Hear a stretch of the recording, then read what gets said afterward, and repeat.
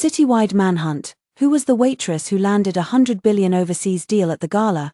The special assistant was sweating bullets. Mr. Mo, it's your bride of convenience, the one you left in the countryside estate for 3 years without a second thought.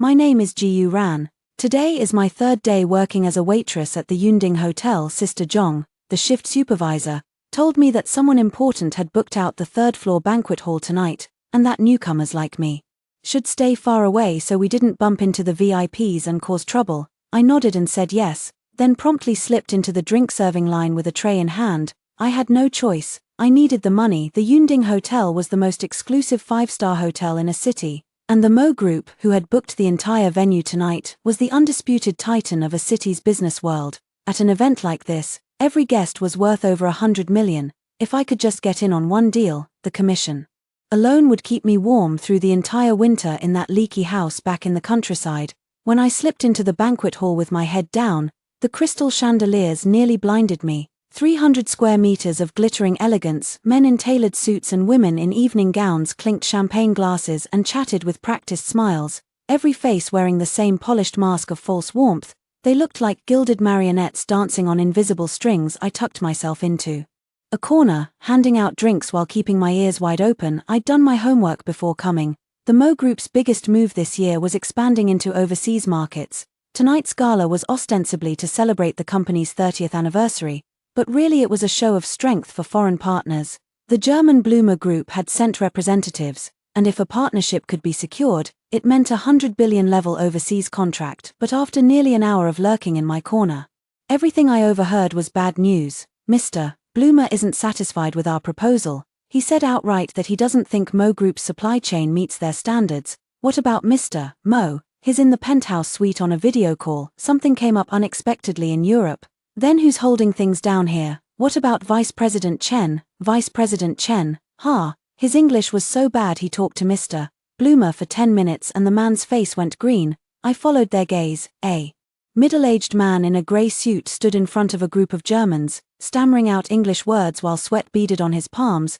The Germans watched him with expressionless faces, and the silver-haired man at the front even furrowed his brow slightly. That was Hans Bloomer, the Asia-Pacific president of the Bloomer Group. In my 5 years in the countryside, the one thing I'd never let go of was learning. There was a retired professor in the village, and I'd taken care of him for 3 years. In return, he taught me business management and German. At the time, I didn't know what I'd ever use it for. I just knew I couldn't let myself rot in that place. Turns out, today was the day it paid off. I watched Vice President Chen flounder through his broken English, watched Mr. Bloomer's patience erode in real time. I took a deep breath and set down my tray. I pulled a lipstick from my pocket, carefully applied it using the reflection in the glass, then shrugged off my black waitress vest to reveal the white blouse underneath. I let my hair down, pinned it back with a black clip I'd swiped from the hotel bathroom, and finally pulled a pair of plain glasses from my bag and put them on. 3 minutes. I went from a tray-carrying waitress to a woman who looked like she belonged in a boardroom. Then I walked straight toward Mr. Bloomer. Good evening, Mr. Bloomer. I spoke in German, my pronunciation so flawless that the silver-haired man blinked in surprise. Please forgive my intrusion, but I noticed you seemed rather disappointed with Vice President Chen. Bloomer looked me up and down. His assistant behind him moved to block me, but he raised a hand to stop him. Who are you? He asked in German. Someone who understands Mo Group's supply chain better than Vice President Chen does. I smiled, grabbed a napkin from the drink station beside us, and pulled a pen from my bag, sketching directly onto the paper. Mr. Bloomer, your concern is about the efficiency and quality control of Mo Group's cross-border logistics, isn't it? Allow me to show you some data. I drew out Mo Group's logistics network across Southeast Asia over the past 3 years. Every route, every transit warehouse's throughput, every link's timing data, all of it was public information, but the ability to string those scattered facts into a coherent, airtight logic, fewer than 5 people in the entire Mo Group could do that, and I was one of them. Bloomer's expression shifted from impatience to focus, then from focus to genuine surprise. He took the pen from my hand, added a few lines to the napkin, and fired off 3 questions, each one striking precisely at the weakest points in Mo Group's supply chain. I answered every single one without hesitation, not because I was brilliant, because for 5 years, in that crumbling house in the countryside where I had to climb onto the roof just to catch a Wi-Fi signal, I'd studied the annual reports and business strategies of Asia's top 50 companies over and over again. The Mo Group was the most dazzling of them all. I could draw its entire business empire with my eyes closed, because Mo Ting-chen, the CEO of the Mo Group, was my husband in name, of course. Mo Ting-chen himself had no idea, or rather, he didn't even remember that someone like me existed on this earth. 5 years ago, the old master Mo fell gravely ill. He'd found some fortune teller from who knows where who insisted that the only way to survive the crisis was for his eldest grandson, Mo Ting-chen, to marry a woman with a compatible birth chart to ward off evil. Ting-chen was in the prime of his career back then and scoffed at such superstition, but the old man threatened to die if he refused. He finally agreed, his face black as thunder. So the Mo family found a girl in the countryside who supposedly had the perfect birth chart, carried her into the Mo family old residence in a sedan chair, and held the wedding ceremony, except Ting-chen was absent the entire time. A rooster took his place for the bowing ritual. That girl was me. I had just turned 20 that year, my parents were both dead, and I lived with my grandmother in the countryside. The Mo family gave her a sum of money, enough to cover her medical bills and living expenses, and just like that, I was married into the Mo family. On my wedding night, I sat alone in that empty bridal chamber, holding a rooster tied with red silk, and stayed there until dawn. The next morning, someone came to tell me that the young master had returned to the city and that I should stay quietly in the old residence.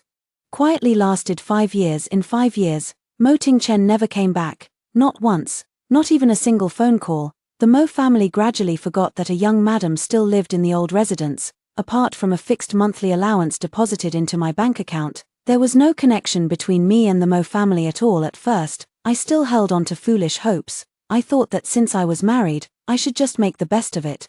But eventually, I understood. In Mo Ting-chen's eyes, I was nothing more than a piece of furniture that had been forced on him, no different from that potted pothose in his office that never got watered. Once I understood that, I stopped waiting. I threw myself into learning, devouring every book I could get my hands on. The housekeeper of the old residence, Aunt Zhao, was a kind-hearted old woman. She felt sorry for me and secretly bought me a computer and a phone. With those tools, I transformed myself from a country girl who hadn't finished high school into someone fluent in 4 languages and intimately familiar with international business rules. A nobody. 3 months ago, my grandmother passed away. The last person in this world who needed me was gone. I buried her, packed my bags, and took a 6-hour bus ride to a city. I wanted a divorce, but I couldn't even get a meeting with Mo Ting-chen, let alone his signature on the papers. I needed an opportunity, a chance to make him see me, so I applied for a job as a waitress at the Yunding Hotel, and used the Mo Group's 30th anniversary gala to slip into this glittering den of power and privilege. Your proposal is flawless, Mr. Bloomer's voice pulled me back from my memories. He set down the pen, looking at the napkin I'd drawn on, his admiration unmistakable. But I have one question, he said. If the Mo Group has talent like you, why did they send someone who can barely string together a sentence in English to negotiate with me? I smiled, folded the napkin neatly, and placed it in his palm. Because I'm not part of the Mo Group, Mr. Bloomer. I just happened to be here tonight, happened to overhear your concerns, and couldn't help but chime in. Bloomer blinked. You're not with the Mo Group? No. Then why are you helping them? I tilted my head, considering the question. I suppose because I can't stand watching a bunch of idiots ruin a perfectly good deal. Mr. Bloomer was silent for 2 seconds, then he burst out laughing, a laugh so loud it drew the attention of everyone in the room. He clapped me on the shoulder and rattled off a string of German to his assistant, something about having legal send over the cooperation agreement first thing in the morning. The Mo Group employees around us were frozen in shock. Vice President Chen's face looked like he'd swallowed a live fly. His lips trembled for a long moment before he managed to choke out, "Miss, may I ask who you are?" I didn't answer. I turned and walked away. I strode through the banquet hall in my high heels, leaving the uproar behind me. I could hear people shouting, "Stop her," and "Find out who she is," but I'd already reached the elevator and pressed the down button. The moment the doors slid open, I saw a group of people walking out of the corridor across from me. The man at the front wore a black suit. His posture was impeccable, his features sharp and cold as if carved from stone. He was on the phone, irritation and menace etched into his brow, radiating an aura that screamed, "Stay away." Mo Ting-chen. I'd seen his photos in the news countless times, but the real man was even more breathtaking. He had deep, dark eyes, and at that moment, Those eyes swept over me unconsciously, lingering for less than half a second before moving on without a flicker of recognition. He didn't know me. Of course he didn't. The elevator doors closed, and only then did my heart catch up with the moment, racing wildly. I leaned against the elevator wall, pulled off my glasses, and took a deep breath.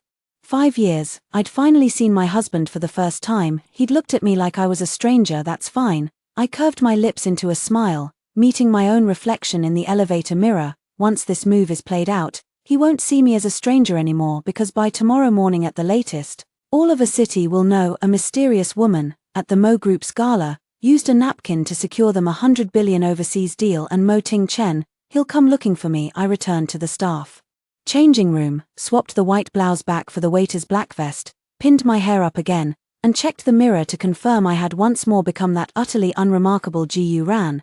Then I pulled out my phone and sent Aunt Zhao a message. Aunt Zhao, I saw him today. She replied instantly. How did it go? I thought for a moment, then typed 4 words. Quite interesting. After sending the message, I powered off my phone, grabbed my canvas bag, and slipped out of the Yunding Hotel. Through the staff exit, the night breeze of a city brushed against my face with the early autumn chill. I stood in the alley behind the hotel, turned back to glance at that towering building blazing with lights. Then I smiled. Mo Ting-chen, by now you should already know that someone closed a massive deal for you, right?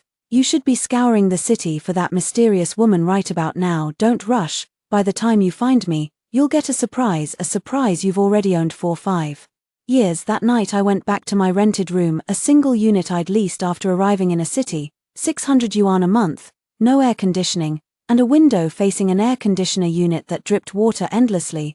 I lay in bed listening to the dripping sound, running through everything that had happened that day, confirming that every step had gone according to plan. First, make a high-profile appearance at the gala and demonstrate my value. Second, withhold my name, create an air of mystery, and make the Mo Group come looking for me on their own. Third, once they traced my identity, that label of the rural bride married to ward off bad luck would automatically ignite every conversation. I wasn't afraid of being investigated. I was practically hoping they'd find out quickly, because there were words I'd held in for 5 years, things I'd kept buried, and I needed a stage big enough to say them out loud. At 7 the next morning, I was woken by the shouts of the Jianbing vendor. Downstairs, I rolled over, unlocked my phone, and was instantly bombarded by a flood of notifications. Aunt Zhao had sent me 27 WeChat messages, all saying the same thing. Where are you? Then came the news alerts. Mysterious woman appears at Mo Group's 30th anniversary gala. Lands $100 billion order with a napkin. Mystery woman's identity remains unknown. Mo Group's legal department drafts cooperation agreement overnight. Mo Group president Mo Ting-chen declares, citywide search for last night's napkin lady. The phrase citywide search made my smile freeze for a moment. Damn, this was bigger than I'd anticipated. I scrolled through the comments section. The internet had exploded. Some said I was a corporate spy, some said I was Mo Ting-chen's secret lover, and others guessed I was some chaebol heiress deliberately testing the Mo Group. Not a single one got it right. I tossed my phone aside and went to the bathroom to wash up. I'd just finished brushing my teeth when I heard a car engine downstairs. A low, deep, rumbling sound that stood out starkly against the noisy backdrop of the urban village. I pulled back the curtain and looked down. A black Rolls-Royce was parked at the mouth of the alley below my building. Its body was so polished it could double as a mirror, and even the Jianbing vendor had stopped to stare. The door opened, and a young man in a deep blue suit stepped out. He wore gold-rimmed glasses, held a tablet in his hand, and was looking up at the building. I recognized him. Li Yang, Mo Ting-chen's executive assistant, the information hub of the Mo Group, one of the people Mo Ting-chen trusted most. The news said he was the most efficient business assistant in a city. There was no information he couldn't dig up, so he'd already found me. I drew the curtains shut, changed clothes at a leisurely pace, and tied my hair into a neat ponytail, canvas shoes, jeans, a white t-shirt, the standard outfit of a country girl coming to the city for work. I just slipped on my shoes when a knock came at the door. 3 light taps, measured, unhurried, polite and restrained. Miss Gu, I know you're in there. Li Yang's voice came through the door. President Mo would like to see you. I walked over, opened the door, and leaned against the doorframe, tilting my head to look at him. Li Yang looked younger than in his news photos, early 30s, with regular features and a composed expression. But the moment he saw me, his pupils visibly contracted. You work fast, I said. The Mo Group's information system is #1 in a city. Li Yang adjusted his glasses, trying to force his expression back to calm, but I could see his hand trembling slightly as it gripped the tablet. Miss Gu, please come with me. Where to? Mo Group headquarters. President Mo is waiting for you. If he wants to see me, he can come himself. I smiled. I don't like being summoned. Li Yang took a deep breath, as if steadying himself against some enormous emotional upheaval. He glanced down at his tablet, then back up at me. His lips moved a few times before he finally got the words out. Miss Gu, you're not just the mysterious woman who closed the Bloomer deal last night, are you? I raised an eyebrow but said nothing. Li Yang's voice dropped so low that only I could hear him. You're the bride President Mo married 5 years ago at the old residence, the one who married him to ward off bad luck. As he said it, I noticed a fine sheen of sweat forming on his forehead. This assistant,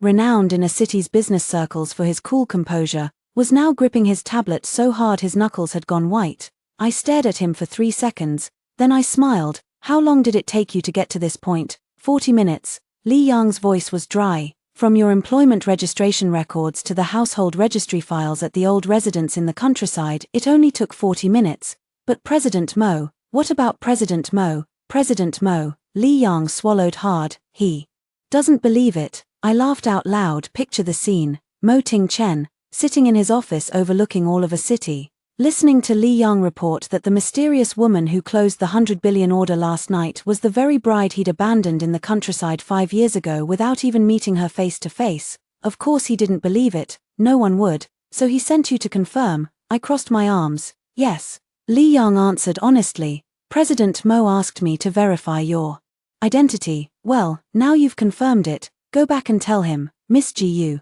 Li Yang stepped forward, his tone turning earnest. President Mo doesn't just want to confirm your identity, he wants to see you. Last night's order is crucial to the entire Mo Group. Mr. Bloomer sent over a formal letter of intent this morning, and he specifically noted what? That the agreement must be signed with you present. Li Yang spoke slowly, deliberately. Mr. Bloomer said he'll only negotiate with last night's napkin lady. I leaned against the doorframe, silently giving Hans Bloomer a mental thumbs up.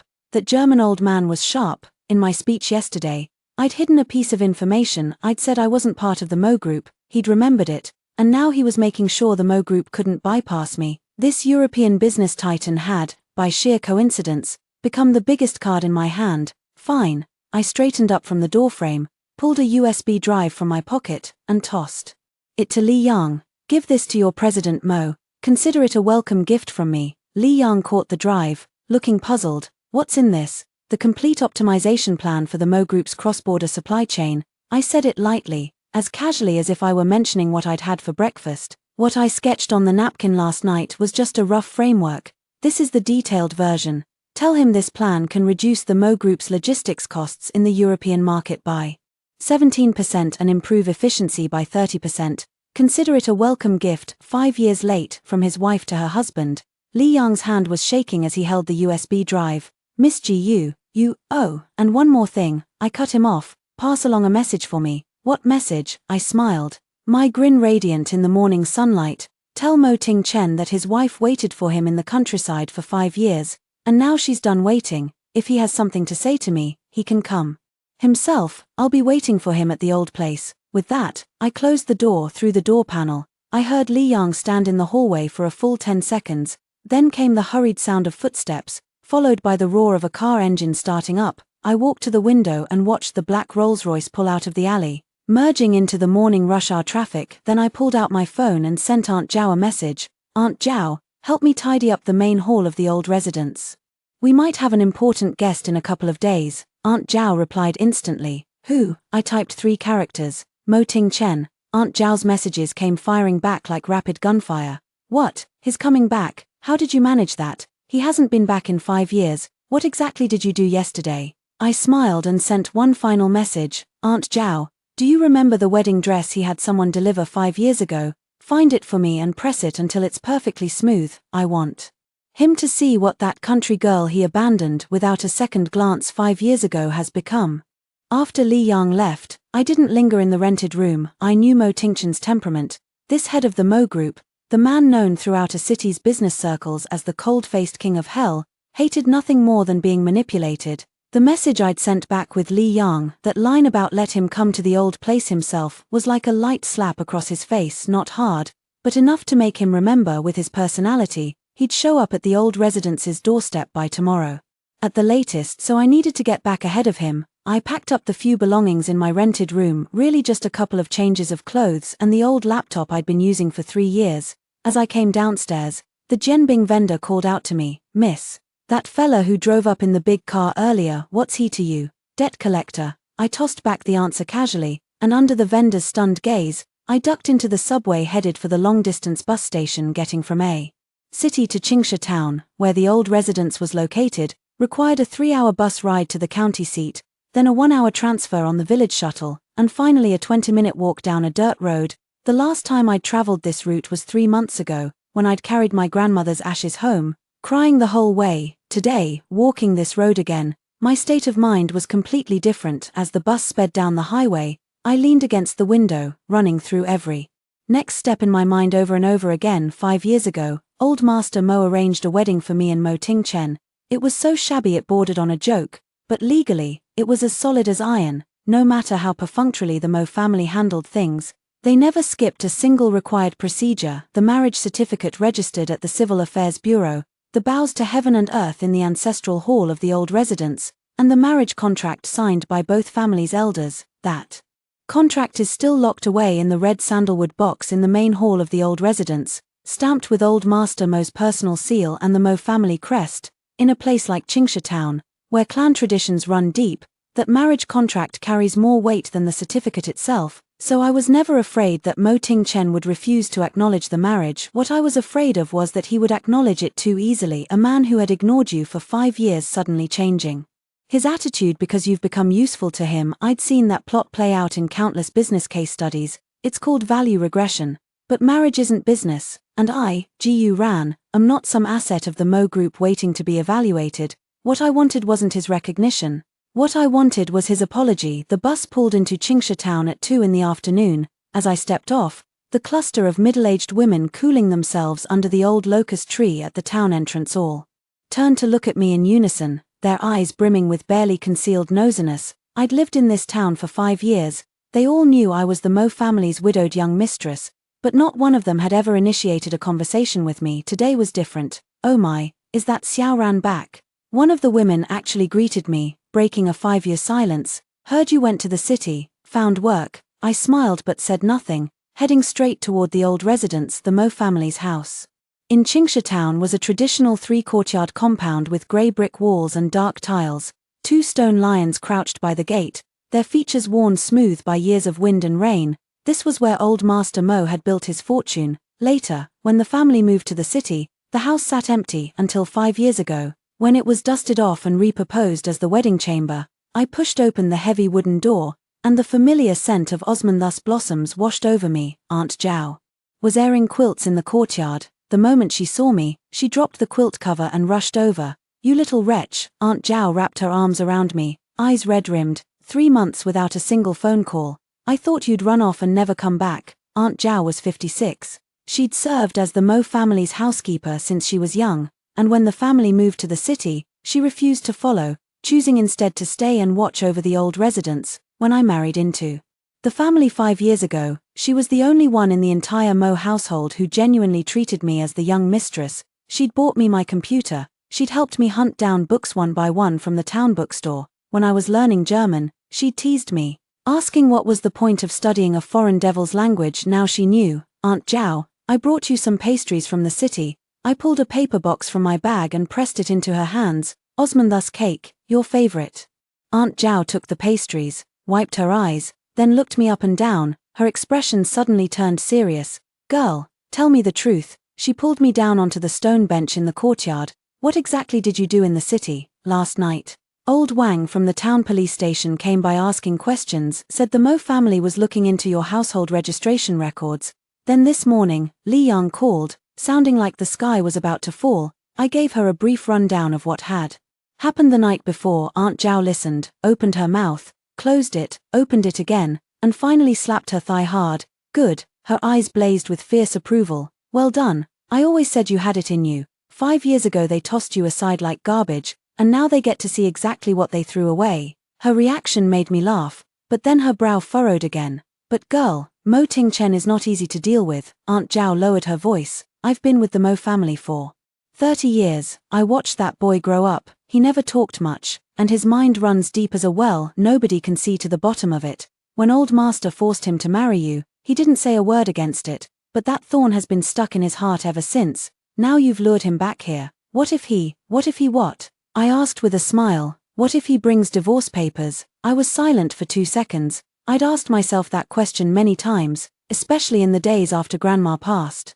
I'd lie awake night after night, one thought circling endlessly through my mind. If Mo Ting-chen saw me and the first thing he did was slap a divorce agreement on the table, what would I do eventually? I figured it out. Aunt Zhao, if he wants a divorce, that's his right. I toyed with a fallen leaf on the stone table, my voice soft, but he has to say it to my face. 5 years. He owes me one face-to-face conversation. Aunt Zhao studied me for a long moment, sighed, and rose to her feet, heading toward the main hall. Come on. Let's get you sorted. I found your wedding dress. It's been pressed in that trunk for 5 years. I took it out yesterday and hung it in the sun all day. The fabric is still in good shape. The main hall was the most imposing room in the old residence. Old Master Mo's portrait hung at the center, flanked by ancestral tablets of generations of the Mo family. It was here, 5 years ago, that the absurd wedding had taken place. Me in a bright red bridal gown, clutching a rooster bound with red silk.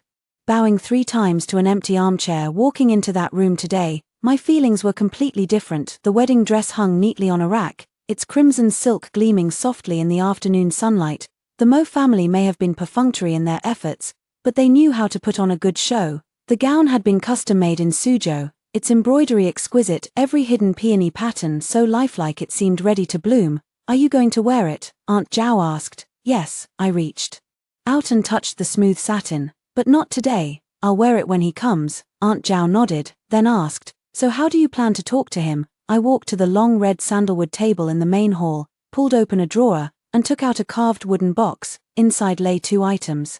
Arranged with care, a folded marriage contract and a black business card with gold lettering. The contract had been written by old Master Mo's own hand 5 years ago. It bore my name and Mo Ting-chen's, our birth dates and times, and the vermilion seal of the Mo family crest.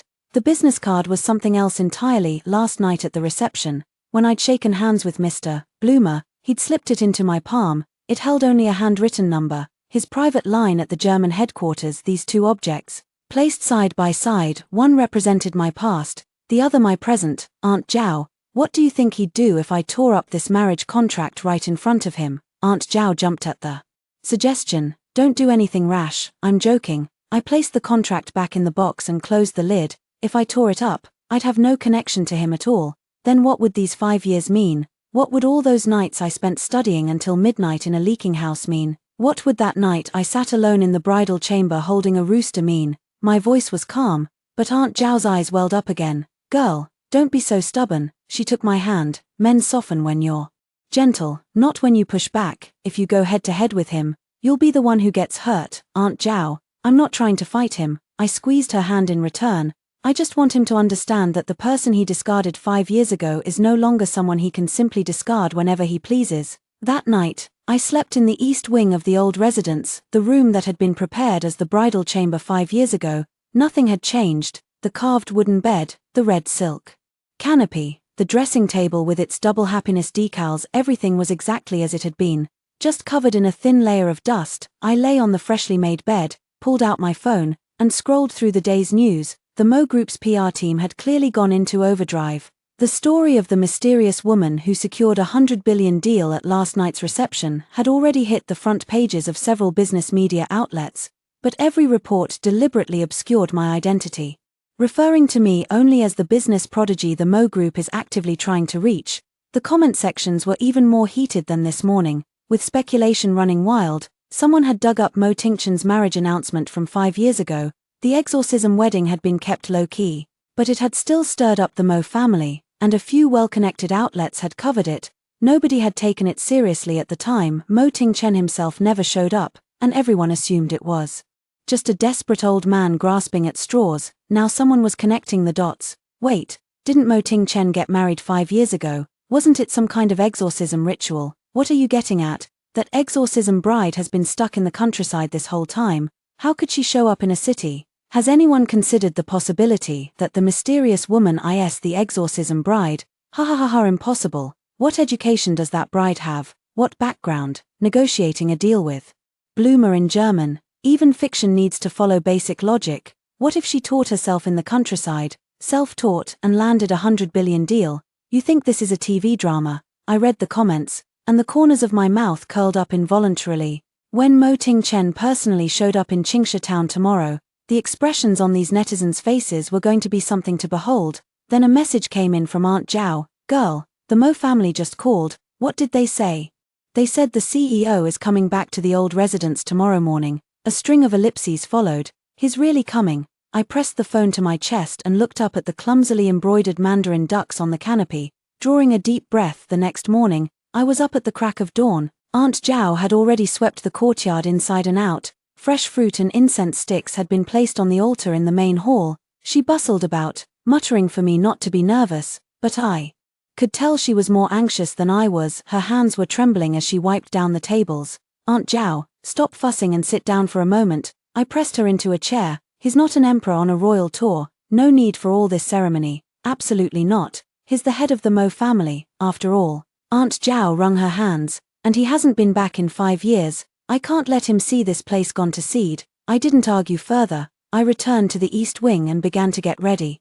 Last night I thought it over for a long time, and in the end I decided not to wear that wedding dress. That dress belonged to the Gu Ran from 5 years ago, who always went along with whatever she was told. But the woman I am today isn't here to be anyone's wife. I'm here to negotiate terms with Mo Ting-chen. So I chose a different outfit, a white shirt, black trousers, a pair of mid-heel leather shoes, my hair tied back in a clean, sharp high ponytail, with light makeup. The person in the mirror looked capable and confident, nothing like the bride who had been sent to a rural village to be a Lucky Charm bride and had spent 5 years in a hollow marriage. Just as I finished getting ready, I heard the sound of car engines outside the courtyard. Not one car, 3, the deep, rumbling engines stood out starkly in Qingsha town, a place where only tractors usually came and went. I stood by the window and looked out. A crowd of curious villagers had already gathered at the entrance of the alley. 3 black sedans stopped at the entrance of the Mo family's old residence. Identical models, consecutive license plates, reflecting a cold gleam in the sunlight. The door of the middle car opened. Li Yang got out first. He quickly walked around to the other side and opened the door, and then a man in a black trench coat stepped out of the car. Mo Ting-chen. He looked even taller than he had at the banquet last night. Standing beside the stone lion at the entrance of the old residence, he had to lower his head slightly to read the weathered plaque above the door. He stood there for about 3 seconds, as if trying to recognize the place, then stepped across the threshold. Aunt Zhao hurried over to greet him, her voice trembling noticeably. Mr. Mo, you're back." Mo Ting-chen glanced at Aunt Zhao and gave a slight nod, but his gaze didn't linger on her. Instead, it swept past her, scanning every corner of the courtyard. He was looking for someone. He was looking for me. I walked out from the eastern wing and stood under the osmanthus tree in the center of the courtyard, watching him through the golden blossoms that filled the branches. He saw me too. The moment our eyes met, I saw his footsteps falter for just a second. It was an extremely subtle pause, so brief that most people wouldn't have noticed it, but I did. His gaze shifted from scrutiny to something more complex, not surprise, not anger, but a kind of uncertainty, as if he were verifying some absurd fact. "It's you," he said, his voice low and carrying a natural sense of pressure. "The person at the banquet last night. It was you." That wasn't a question, it was a statement. It was me. I walked out from under the osmanthus tree and stopped 3 steps away from him. "Long time no see, Mr. Mo, have we met before?" He narrowed his eyes slightly. "Legally speaking, we've been married for 5 years." I smiled. "But in terms of actual meetings, last night was the first time. Today is the second." Mo Ting-chen said nothing. Behind him, Li Yang's forehead was starting to sweat again, his expression suggesting he wished he could disappear on the spot.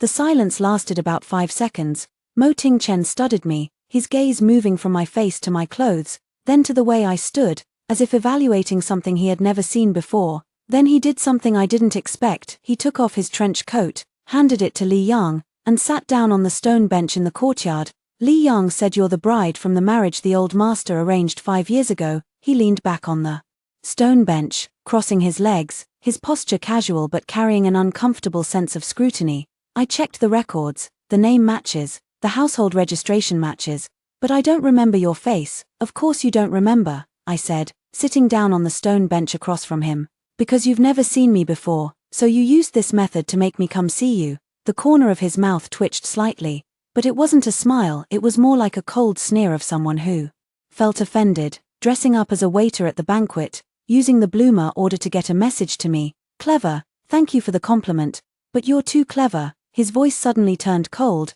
You used a matter as important as the Mo Corporation's 100 billion order to satisfy your personal agenda. Do you have any idea that if we hadn't secured bloomer last night, the Mo Corporation's overseas expansion for the second half of the year would have come to a complete halt? I looked at him, unfazed by his sudden coldness. I know, I said, that's why I secured the order. That's not a bargaining chip you get to use against me, but it is my bargaining chip. I leaned forward slightly, meeting his gaze directly. Mr. Mo, 5 years ago, your family took me away from my grandmother, shoved me into this house, and made me marry a rooster. For 5 years, no one came to ask if I was doing well. No one even remembered that a young mistress was still living in the Mo family's old residence. Now I've walked out on my own. I've proven that I'm not just a tool for warding off bad luck. I used my own ability to secure an order that your entire team couldn't handle, and now you're telling me I don't have the right to use it as leverage. Mo Tingchen's brow furrowed slightly. That was the first genuine change in expression he'd shown since entering the courtyard. What you said is true. He was silent for a few seconds, then said, what happened back then was indeed unfair to you. I didn't respond, waiting for him to continue. But that was the old master's decision, not mine. His tone shifted, becoming calm and distant again. I never acknowledged this marriage, and I never lived with you as husband and wife for a single day. Legally, we can apply to have the marriage annulled. Aunt Zhao gasped sharply from the side, but I smiled. I had expected him to say exactly that. Mo Tingchen was the type to cut through knots with a sharp blade, never one to drag things out. In his eyes, I was just a problem that had been forced on him 5 years ago, and the most efficient solution was to uproot that problem entirely. Fine, I said. A flicker of surprise crossed Mo Tingchen's eyes. He clearly hadn't expected me to agree so readily. But I have conditions, I added. He leaned back against the bench and made a go-ahead gesture. First, I want you to apologize to me in person. I held up one finger, not for what happened back then, but to me as a person. 5 years, more than 1800 days. I need you to stand before the ancestral tablets of the Mo family and give me a formal apology for your neglect and indifference. Mo Tingchen's jaw tightened. Second, I must be fully involved in the bloomer order from start to finish. I held up a second finger. This is Mr. Bloomer's own request, and it's what I deserve. I'm not an employee of the Mo Corporation. My participation fee will be charged according to industry standards, not a cent less.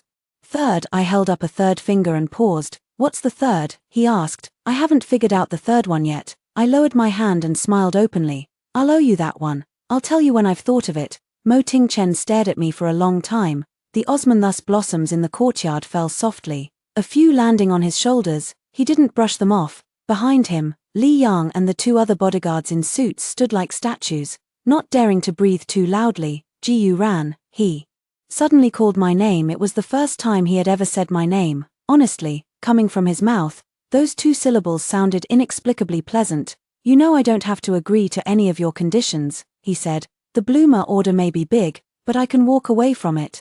The leverage in your hands isn't as heavy as you think. Then you wouldn't have come. I smiled at him. Mr. Mo, the fact that you were willing to sit in a car for 6 hours to come from City A to this godforsaken countryside, and sit under this osmanthus tree to negotiate with me, proves that I matter more to you than I even expected. The corner of his mouth twitched, an expression I couldn't tell was a suppressed smile or resignation. Then he stood up. He was a full head taller than me, and once he was standing, I had to tilt my face up to look at him. The shadow of the osmanthus tree fell across his face, softening his expression just a little, just a tiny bit. I agree to your terms, he said, but not now. When, 3 days from now, the Mo Corporation will hold a signing ceremony at the Cloudtop Hotel to formally sign the cooperation agreement with the Bloomer Group. He looked down at me, something stirring in the depths of his eyes. I'll invite all the prominent figures in City A to attend. Didn't you want me to apologize to you? He paused, lowering his voice until only the 2 of us could hear. Then I'll do it in front of everyone, he said. I want them all to know that the Mo Corporation's 100 billion order was secured by a woman named Gu Ran. My heart skipped a beat. This was completely different from the script I had imagined. I thought he would handle it privately, keep it low-key, and quietly erase this awkward Lucky Charm marriage, but he was going to make it public. Don't misunderstand, he seemed to read my thoughts. Stepping back and letting his voice return to that cold, detached tone, I'm not doing this to save face for you, I'm doing crisis management for the Mo Corporation. Your identity will eventually be dug up by the media. Rather than let them write whatever they want, I'd rather set the narrative myself. Say whatever you want. I shrugged. Either way, you agreed. He gave me one last look, then turned and walked toward the gate. After 2 steps, he stopped, tilted his head, and looked back at me over his shoulder. What about that wedding dress? I froze. What? Aunt Zhao sent me a photo yesterday. The corner of his mouth curved upward, the first genuine smile on his face all day, though it vanished in an instant. Weren't you going to wear it for me? I whipped my head around to look at Aunt Zhao. She darted into the kitchen in a flash, leaving only a guilty back view. That traitor. Wear it to the signing ceremony in 3 days. Mo Tingchen tossed out those words and walked out of the old residence's gate without looking back.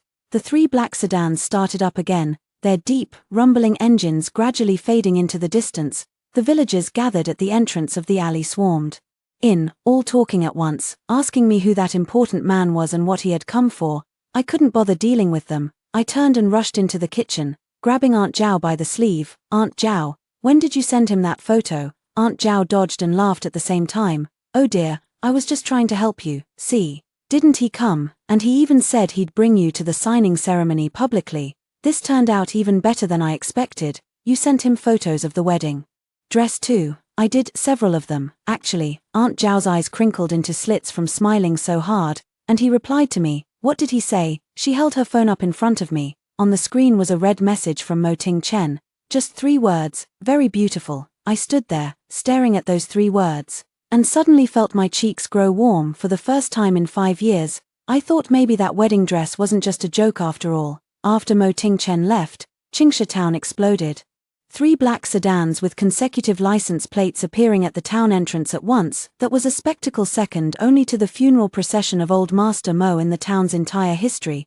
The neighborhood aunties and grandmothers packed my courtyard gate so tightly you couldn't have squeezed a needle through, all chattering at once, demanding to know who that man even more handsome than a TV star was. Aunt Zhao stood at the door with her hands on her hips, answering with undisguised pride. That's our Mo family's son-in-law, the president of Mo Group, back to see his wife. I listened from inside the house, caught somewhere between exasperation and amusement. 5 years ago, she wouldn't have dared say the words Mo family's son-in-law that loudly. Back then, the whole town knew Mo Tingchen hadn't even shown his face. That Gu Ran, was the biggest joke in Qingsha town. 3 days passed in the blink of an eye. The people Mo Tingchen sent arrived the very next day. A business van pulled up outside the old residence, and 3 women got out, a stylist, a makeup artist, and a wardrobe specialist, all female, all with the kind of reverent attitude you'd expect from attendants serving a foreign queen. The lead stylist was Miss Wen, in her early 30s, with a sharp short haircut and a slight Hong Kong Taiwan accent.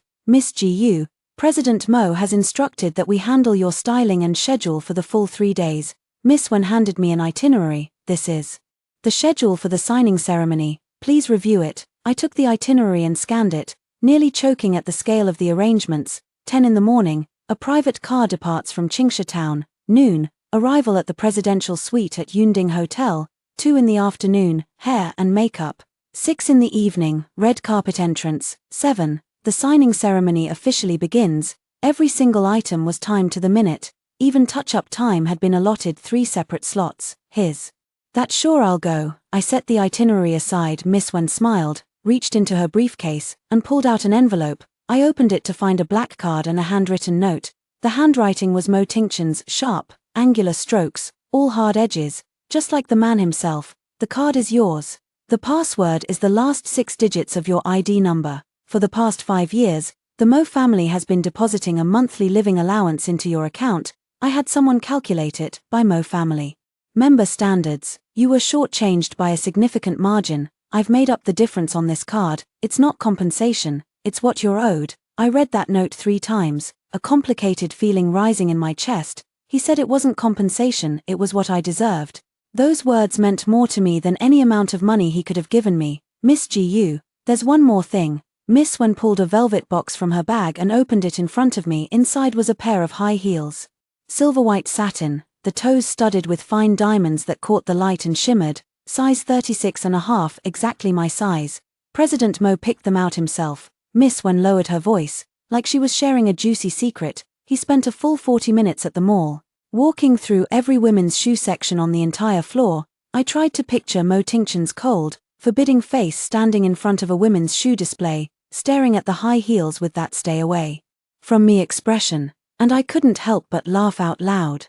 All right, I'll take the shoes. I closed the velvet box, but I have one condition. Name it. I'm bringing my own wedding dress. When Aunt Zhao helped me pack up the wedding dress, her eyes turned red again. She took it down from the rack, folded it carefully, and placed it into a dust-proof garment bag, muttering as she worked, 5 years ago when you wore this, I was the only one watching in the bridal chamber. You were so thin back then, like a bamboo pole, not a trace of color in your face. I remember thinking, this poor girl, married to a man who never comes home. Who would have thought that 5 years later, you'd be wearing it in front of the most important people in the city, letting that man give you the recognition you deserve in front of everyone. Aunt Zhao, if you keep talking, I'm going to cry too. I took the garment bag and hugged it to my chest. Do you want to come with me? What would I do there? I'm just an old woman. That kind of occasion makes me uncomfortable. Aunt Zhao waved her hand dismissively, then reached into her pocket and pressed a small red brocade pouch into my palm. This was left to you by your grandmother. I've been keeping it safe for you for years. Take it with you today. I opened the pouch. Inside was a pair of small silver earrings, old-fashioned in style, the silver surface already oxidized with black spots. These were my grandmother's wedding dowry, the only piece of jewelry she'd owned in her entire life. On her deathbed, she'd taken them off her ears and pressed them into my hand, saying they were for her granddaughter's dowry. I gripped those earrings, my nails digging into my palm, forcing the tears back down. On the day of the signing ceremony, the weather in a city was almost absurdly beautiful. October sunlight poured golden over the entire Central Avenue. 200 meters of red carpet stretched out in front of Yunding Hotel, flanked by media reporters armed with cameras and microphones. The billion-yuan partnership between Mo Group and Bloomer Group was the biggest business news in a city this year. Nearly every financial media outlet in the country had shown up, and even several major web portals had sent live-streaming teams. I sat in the presidential suite on the 28th floor, looking down at the sea of people below, my palms slightly damp. Miss Wen and her team had been working on me for nearly 4 hours. Hair, makeup, skincare, manicure, every detail had been polished to perfection. I sat in front of the enormous floor-length mirror, watching myself transform bit by bit. Miss GU, your skin is incredible. The makeup artist sighed as she applied foundation, white as porcelain. You don't even need a base. 5 years in the countryside, staying out of the sun, of course it's white, I said. The makeup artist's hands paused for a moment. She didn't dare respond. It's fine. Keep going. I smiled. I'm just stating a fact. It's not some wound I can't talk about. At 5 in the afternoon, the styling was finally complete. Miss Wen had me stand up, stepped back 2 paces, looked me over from head to toe, and let out a deep breath. Miss GU, there was undisguised admiration in her eyes. When President Mo sees you, he's going to regret those 5 years he didn't come back. I turned to face the floor-length mirror. The woman in the mirror wore that bright red wedding dress, the Suzhou-embroidered peonies shimmering under the light, the waistline cinched perfectly, the hem flowing to the floor. Every step felt like walking on clouds. My hair had been swept up into an elegant bun, revealing the slender line of my neck, and in my ears were my grandmother's old silver earrings. The makeup artist had wanted to swap them for diamond drops, but I'd refused. The silver earrings looked plain and simple against the ornate wedding dress, but I didn't find them out of place. They were the only thing on me that was truly mine, the roots I'd carried out of Qingsha town. Let's go. I picked up the rosewood box containing the marriage certificate. Time for the show to begin. 6 in the evening, the 3rd floor grand ballroom of Yunding Hotel. Unlike the time I'd snuck in 3 days ago, today's ballroom was even more lavishly arranged. Every crystal chandelier was lit. 320 gilded chairs arranged in perfect rows, and at the front, the main stage was emblazoned with Mo Group's massive logo. LED screens on both sides scrolled real-time data on the Bloomer Mo partnership. The ballroom was packed. Nearly every influential figure in a city's political and business circles was present. The Chamber of Commerce president, the heads of major banks, several listed company owners, and a dozen or so faces I couldn't name but could tell at a glance were people of considerable weight. The women were dressed to outshine each other, gowns bigger and jewelry flashier than the last, and I stood behind the curtain at the side entrance. Watching it all through the gap, Mo Ting-chen was already seated at the head table. He wore a custom navy suit today, his tie a deep red that subtly echoed the color of my wedding dress. He sat there, surrounded by a circle of people trying to curry favor, but he maintained that polite, distant smile the whole time, his gaze drifting toward the side entrance every so often. He was looking for me. "Miss Gu, it's almost your cue, miss," when whispered in my ear. "Here's how it goes," the host introduces the background of the Bloomer deal, then invites President Mo on stage for a speech. After the speech, President Mo will announce a special surprise. The lights will hit the side entrance, and that's when you walk out. Got it? At 6:30, the signing ceremony officially began. The host was a well-known financial channel commentator I recognized, steady on stage, warming up the crowd in just a few sentences. He first introduced the background of the Mo Group and Bloomer Group partnership, and a carefully produced short film played on the big screen, packaging that napkin negotiation from the cocktail party 3 days ago into a legendary story. Though, of course, my face never appeared in the film, a silhouette stood in for me. 3 days ago, a mysterious woman used a single napkin to sketch out the blueprint for a billion-yuan deal for Mo Group. The host's voice rose and fell with practiced cadence. Tonight, this business prodigy will make her first public appearance, but before that, let's welcome the president of Mo Group, Mr. Mo Ting-chen, to the stage for his address. Thunderous applause. Mo Ting-chen rose from the head table, buttoned his suit jacket, and strode up to the stage. He stood in the spotlight, tall and straight as a pine, his expression as cold and composed as ever, but there was an undercurrent in his eyes I couldn't quite read. "Thank you all for coming." His voice was low and steady. "The partnership between Mo Group and Bloomer Group is the first step in Mo Group's overseas strategy, and the most important one.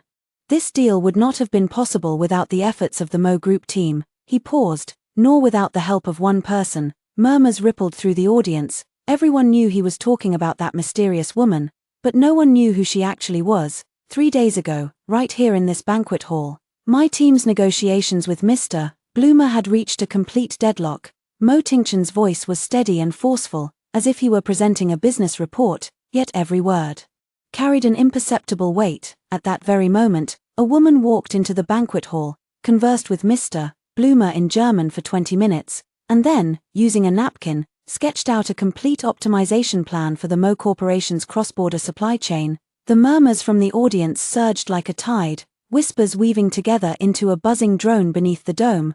"This woman is not a Mo Corporation employee and has no business relationship with the company." She could have simply stood by and watched, but she chose to step forward, using her talent and wisdom to help Mo Corporation close this deal. Mo Ting-chen's gaze swept slowly across the room, like an invisible blade cutting across every face. Afterwards, I asked her why she did it, and she gave me an answer I couldn't refute. He paused for a full 3 seconds. The banquet hall fell so silent that even breaths were clearly audible, the crystal chandelier's light seeming harsh in the stillness. "She said, because she is a daughter-in-law of the Mo family." A collective gasp erupted, and the banquet hall exploded into chaos. Shouts, sharp intakes of breath, and the clinking of glasses mixed together like water boiling over a fierce flame. Everyone knew about Mo Ting-chen's marriage of convenience 5 years ago, and everyone also knew that Mo Ting-chen had never acknowledged that wife. But now, standing on the most dazzling stage in City A, in front of the entire upper class of the city, he had spoken the words daughter-in-law of the Mo family with his own mouth. Those 4 words hit like 4 bombs, detonating one after another in everyone's minds. The faces of several elders of the Mo family at the head table instantly became a spectacle of mixed emotions. Mo Ting-chen's second uncle, Mo Huili, a man in his 60s with his hair combed immaculately, nearly dropped his wine glass, spilling red wine across half the table, the dark crimson liquid spreading into a glaring stain on the white tablecloth. "Today, taking the opportunity of the Bloomer contract signing, I want to formally introduce someone to everyone." Mo Ting-chen turned, his gaze fixed directly on the side door. "Gu Ran, come out." The lights shifted accordingly, and a spotlight precisely hit the curtain at the side door, like a golden blade cleaving through the dimness. Miss Wen pulled the curtain aside for me. I took a deep breath, holding the rosewood box, and stepped into the banquet hall 1 step at a time. In The high heels Mo Ting Chen had personally chosen. The sound of my heels striking the marble floor was especially crisp in the silence, each step like a drumbeat landing on everyone's hearts. 320 pairs of eyes turned to me in unison, each gaze as scorching as a searchlight, burning my skin. I heard someone gasp, someone whisper in shock, and someone even stand up abruptly, the harsh scrape of chair legs against the floor rising and falling. I even heard Vice President Chen, seated near the back, let out a muffled grunt as if his throat were being squeezed. 3 days ago, he had questioned who I was in this very banquet hall, and I had walked away without looking back.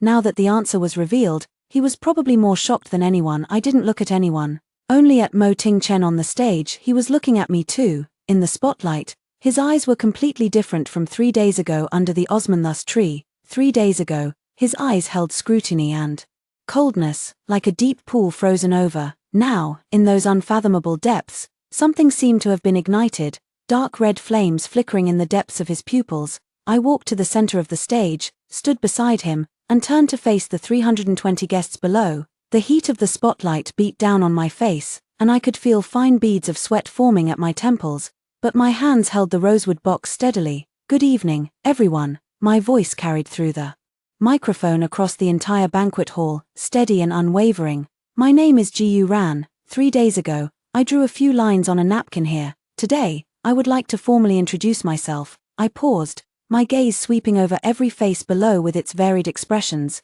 some shocked, some curious, some angry, some gloating, like a vivid tapestry of human nature. I am Mo Ting Chen's wife. 5 years ago, at the Mo family's ancestral home in Qingsha town, Mo Ting Chen and I bowed to heaven and earth and entered the bridal chamber. According to the rules of the Mo family, I am the legitimate young mistress of the Mo family, married through proper rites. A dead silence fell over the audience.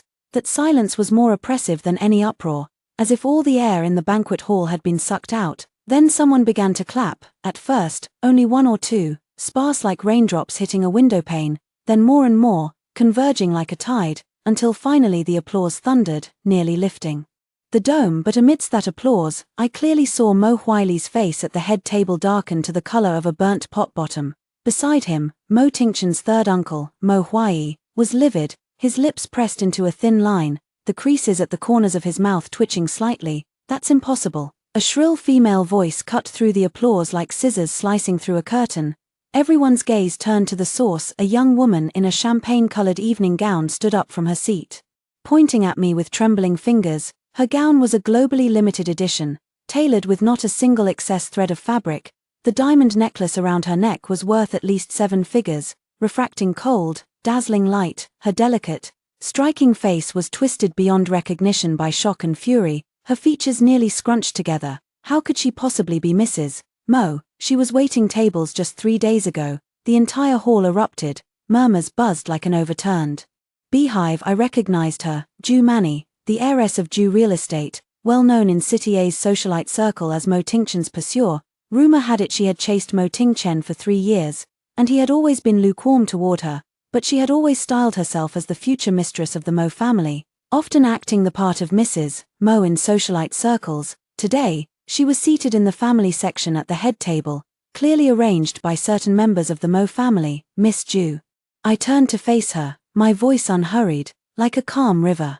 3 days ago, I was indeed waiting tables, but so what? With the hands that waited tables, I closed 100 billion yuan deal. With your diamond-adorned hands, what have you closed? Ju Mani's face instantly flushed to a liver-red color, spreading from the base of her neck all the way to the tips of her ears. Some people below were stifling laughter, others laughed out loud. Several wives who had no love for the Ju family exchanged gleeful glances, unable to hide the smirks curling at the corners of their mouths. You, Ju Mani trembled with rage, her voice cracking. You, a country girl brought in for a marriage of convenience, how dare you stand beside brother Ting Chen? Whether I'm worthy or not isn't for you to decide. I smiled slightly, a hint of coldness in my voice that even I hadn't noticed. It's Mo Ting Chen who decides. I turned my gaze to the man beside me, tilting my head up slightly to look at him. He was more than a head taller than me, and from this angle, his jawline was as sharp as if carved by a knife. Mo Ting Chen looked down at me, something churning in his eyes that I couldn't quite read, something like surprise,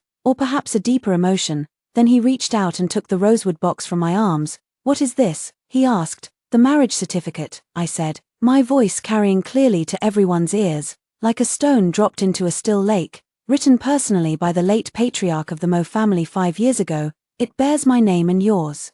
Stamped with the vermilion seal of the Mo family crest, Mo Ting-chen opened the box, unfolded the yellowed marriage certificate, and held it high. The paper was already brittle, its edges slightly curled, but the handwriting remained as clear as yesterday. The LED screen immediately switched to a close-up, projecting the entire contents of the certificate onto 2 massive screens. Gu Ran, Mo Ting-chen, a match made in heaven, 100 years of harmony. The red seal of the Mo family crest was as vivid as blood, stinging certain people's eyes. This marriage certificate is genuine. Mo Ting-chen lowered it, his voice cold as a blade, every word landing like shards of ice on the floor. 5 years ago, I agreed to this marriage at the patriarch's bedside. Although I did not personally attend the wedding ceremony, all the proper procedures were completed, legally, and according to the rules of the Mo family. Ji Ran is my lawful wife. Ju Mani collapsed back into her chair, her face as white as paper, the lipstick on her lips looking almost garishly bright, and Mo Huili at the head table finally stood up. He rose slowly, as if every joint were bearing an immense weight. Ting-chen, come out with me for a moment. The old man's voice was as heavy as iron, the wrinkles on his face trembling. There are some things I need to discuss with you privately, uncle. If you have something to say it here. Mo Ting-chen didn't move, his voice as steady as a mirror. Today is a big day. For the Mo family, there is nothing that cannot be said in front of everyone. Mo Huili's face grew even darker. He looked at Mo Ting-chen on the stage holding the marriage certificate, then at the curious gazes of the guests, his lips moving slightly as if he wanted to say something but swallowed it back. In the end, he suppressed his anger and sat back down, the chair letting out a dull thud as he did so. I noticed this detail. Mo Huili's reaction was too intense. A younger generation's marriage, no matter how unseemly, shouldn't cause a seasoned Mo family elder to lose his composure in public, unless behind this marriage lay something he didn't want anyone to know. The signing ceremony continued in a strange atmosphere. Mr. Bloomer's representative came on stage and signed the contract with Mo Ting-chen. They shook hands and posed for photos, camera flashes crackling in rapid succession. The atmosphere only eased slightly when the champagne tower was brought out, golden liquid flowing through the tiers of glasses, refracting warm light. But everyone knew that tonight's real focus wasn't the 100 billion yuan deal at all. It was the woman in the bright red wedding dress standing beside Mo Ting-chen. After the ceremony came the freeform cocktail hour. I stood in a corner holding a glass of champagne, watching Mo Ting-chen surrounded by a crowd of business partners. As he dealt with their flattery, he kept glancing my way from the corner of his eye, as if making sure I hadn't slipped away. His gaze found me through the gaps in the crowd, carrying a silent sense of protection. Miss Gu, no, Mrs. Mo, a voice came from behind me. I turned and saw a middle-aged man in a dark grey suit walking over with a wine glass. He was around 50, with greying hair but a spirited demeanor, his eyes shrewd yet gentle, and his smile seemed sincere without overstepping. I'm Qin Zhengyang, a partner at Qin & Associates law firm. He handed me a business card, also the external legal counsel for the Mo Corporation. I took the card and glanced at it. Qin & Associates, one of the top 3 commercial law firms in the country, specializing in corporate mergers and family asset structuring. A lawyer of this caliber showing up here was clearly not just for the drinks. Lawyer Qin, please speak frankly. I tucked the card into my clutch, my gaze resting calmly on his face. Qin Zhengyang smiled, stepped a bit closer, and lowered his voice. Mrs. Mo is indeed straightforward. Then I won't beat around the bush. After you announced your identity on stage, Elder Mo Huili asked me to look into a document. What document? The late patriarch's will. My fingers tightened slightly, my nails pressed into my palm, sending a faint sting through me. Qin Zhengyang's gaze swept over my face without a trace of obvious movement. Before the patriarch passed away 5 years ago, he drew up a will, and one clause concerns your marriage to President Mo. I can't disclose the specifics right now, but I can tell you one thing. He paused, as if weighing his words, the wine glass tilting slightly in his hand. The person who arranged for you to marry into the Mo family was not the patriarch himself. My breath caught for a beat. My heart felt like it had been squeezed hard by something. The patriarch was indeed gravely ill back then, and he did consult a fortune teller, but that fortune teller was deliberately arranged by someone. The idea of the marriage of convenience was also orchestrated by that same person. Their goal was simple: to use a country girl with no background to occupy the position of President Mo's spouse, preventing him from forming a marriage alliance with a family of equal standing, thereby weakening his power within the Mo family. My hands were trembling slightly, but I kept my expression under control. The pain of my nails digging into my palm kept me clear-headed. "Who is that person?" I asked. Qin Jingyang took a sip of wine, not answering directly, but instead looking toward Mo Huili, who was in the crowd toasting with several old shareholders. A deliberately muted laugh drifted from that direction, gratingly conspicuous amidst the clinking of glasses. "Mrs. Mo, you're a smart woman," he said. "Tonight, you've claimed your rightful name in front of the whole city, but in doing so, you've also placed yourself in opposition to certain people. From here on, please be very careful." With that, he gave a slight bow and walked away with his wine glass, leaving me standing alone. His retreating figure was quickly swallowed by the crowd, like a drop of water merging into the sea. Footsteps sounded behind me. I turned and saw Mo Tingchen walking toward me. His face bore the fatigue of socializing, a hint of weariness between his brows, but his eyes were clear, like an unextinguished lamp in the night. "What did Lawyer Qin tell you?" he asked directly, his sharp gaze fixed on me. "You figured it out." I had Qin Jingyang investigate the inside story of that marriage arrangement. "It's been 3 years now." Mo Tingchen took a sip of water, his gaze drifting past the rim of the glass toward Mo Huili's direction. "He should have told you, the one who arranged for you to marry me wasn't the old master, it was Mo Huili." My heart skipped a beat, something sinking heavily in my chest. 3 years. He'd been investigating for 3 years, and all this time, I'd assumed the marriage was just a desperate, haphazard arrangement made by the old master in his final days. Why would he do that? Because if I married a country woman, I wouldn't have a powerful family behind me. Mo Tingchen's voice was low and icy, every word seeming to be squeezed through clenched teeth. "The Mo family's shareholding structure is complicated.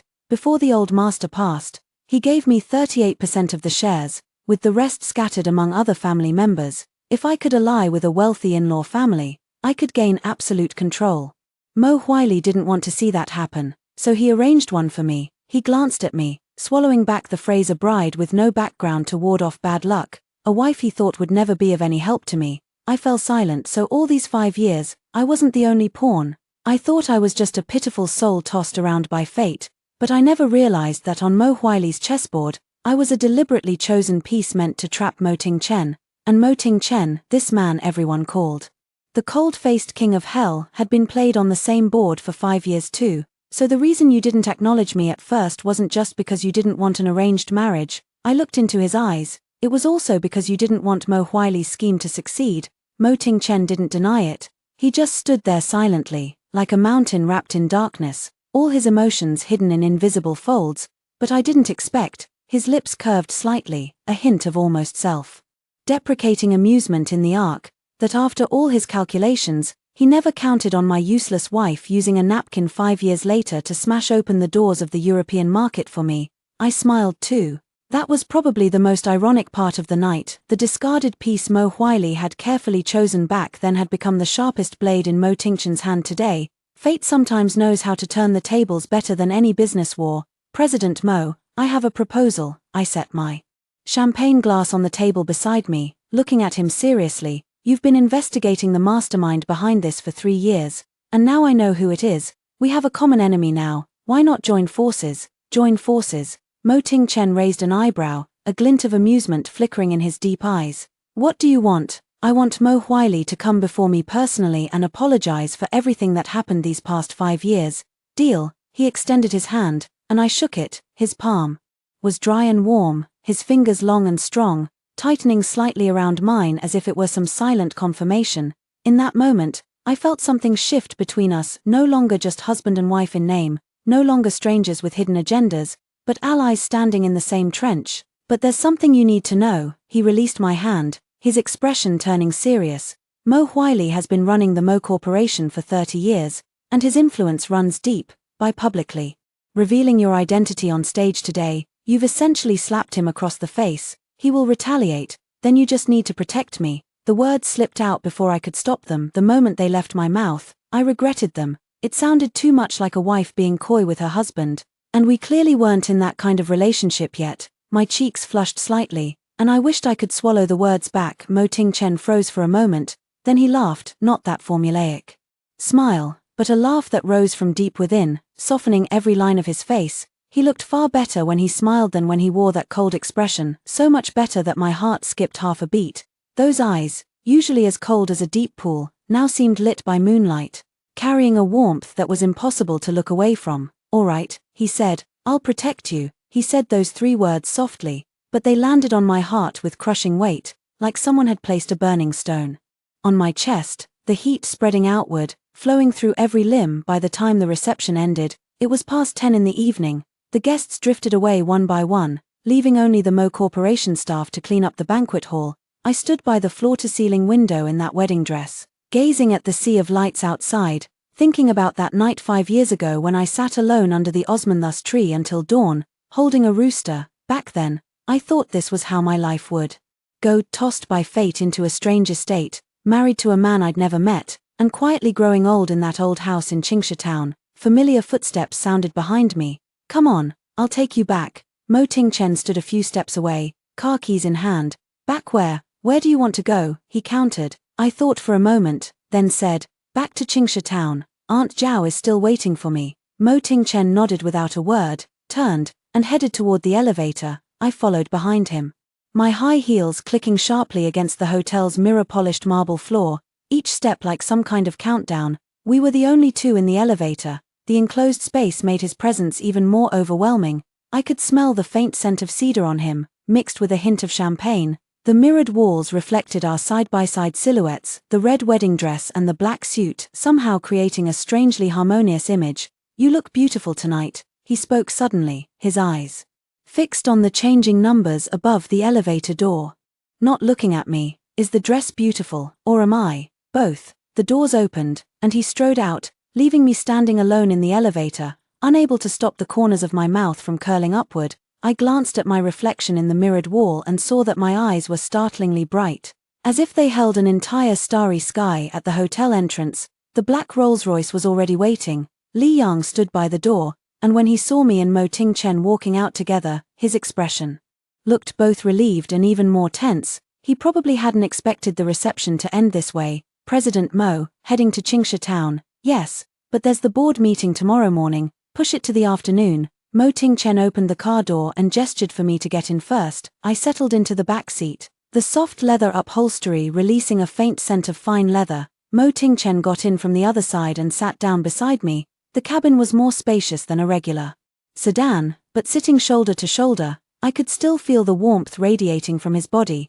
That warmth seeped through his suit fabric, carrying a reassuring strength. The car pulled out of the roundabout at Cloudtop Hotel and merged into the dazzling night of City A. The neon lights streaked across the windows in ribbons of color, as if someone had crushed the entire city's splendor and scattered it into the darkness. "Mo Ting-chen," I spoke up suddenly, those words you said on stage earlier, were they just for crisis management, or did you mean them?" He didn't answer right away. The shifting lights outside played across his profile, making his expression hard to read. The silence stretched on so long that I thought he wouldn't respond. I even began to regret asking. Maybe some things shouldn't be said too clearly. Maybe some answers, once known, only leave you at a loss. "Half and half," he said. Which half was real? He fell silent again, then he turned his head to look at me, and in those eyes that seemed even deeper in the darkness, there was a seriousness I'd never seen before. That seriousness was like a key, quietly unlocking a door in my heart that had been shut tight for 5 years.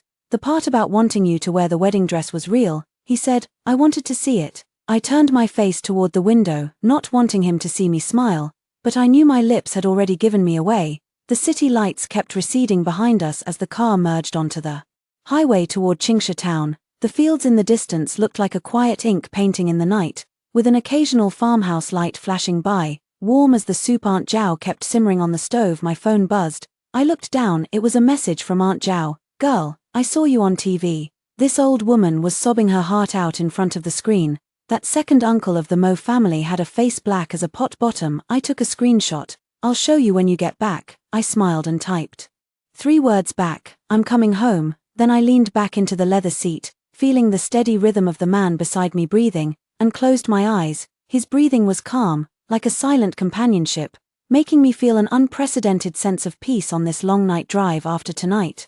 Everyone in City A would know that Mo Ting-chen had a wife named Ji Ran, but no one knew that the game was only just beginning. By the time we reached Qingsha town, it was already past 1 in the morning. The old house in the night was as quiet as an ink painting, moonlight spilling over the grey brick and dark tiles, tracing a silver edge along the eaves. Mo Ting-chen parked the car at the mouth of the alley, not letting the driver go in, saying he didn't want to wake the neighbors. I thought to myself, your 3 black cars with matching plates already woke every neighbor during the day, and now you're suddenly concerned about being discreet. But I didn't say it out loud, just watched him.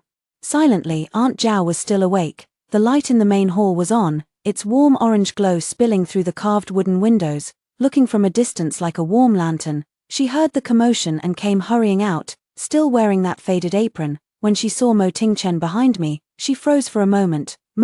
President Mo is back too, Aunt Zhao. Mo Ting-chen gave a slight nod, his tone far softer than it had been at the banquet. Still up at this hour, waiting for the girl. I made some ginger soup. Aunt Zhao rubbed her hands together, her eyes darting back and forth between me and Mo Ting-chen several times, unable to suppress the smile tugging at her lips. Let me ladle out another bowl. President Mo should have some too, it's cold at night. On the rosewood table in the main hall sat 2 steaming bowls of brown sugar ginger soup.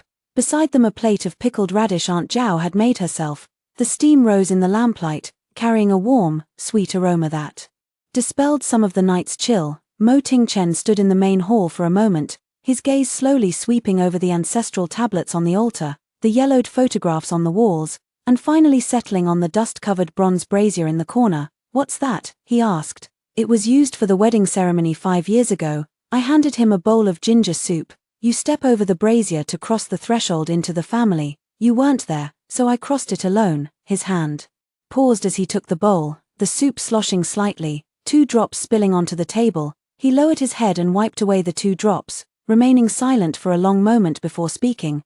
The 2 drops spread on the rosewood surface like some silent sigh. I wasn't there then, I won't be absent again. He didn't look at me when he said it, but I could tell this was probably the closest thing to a promise Mo Ting-chen was capable of saying out loud. He wasn't a man who made promises lightly.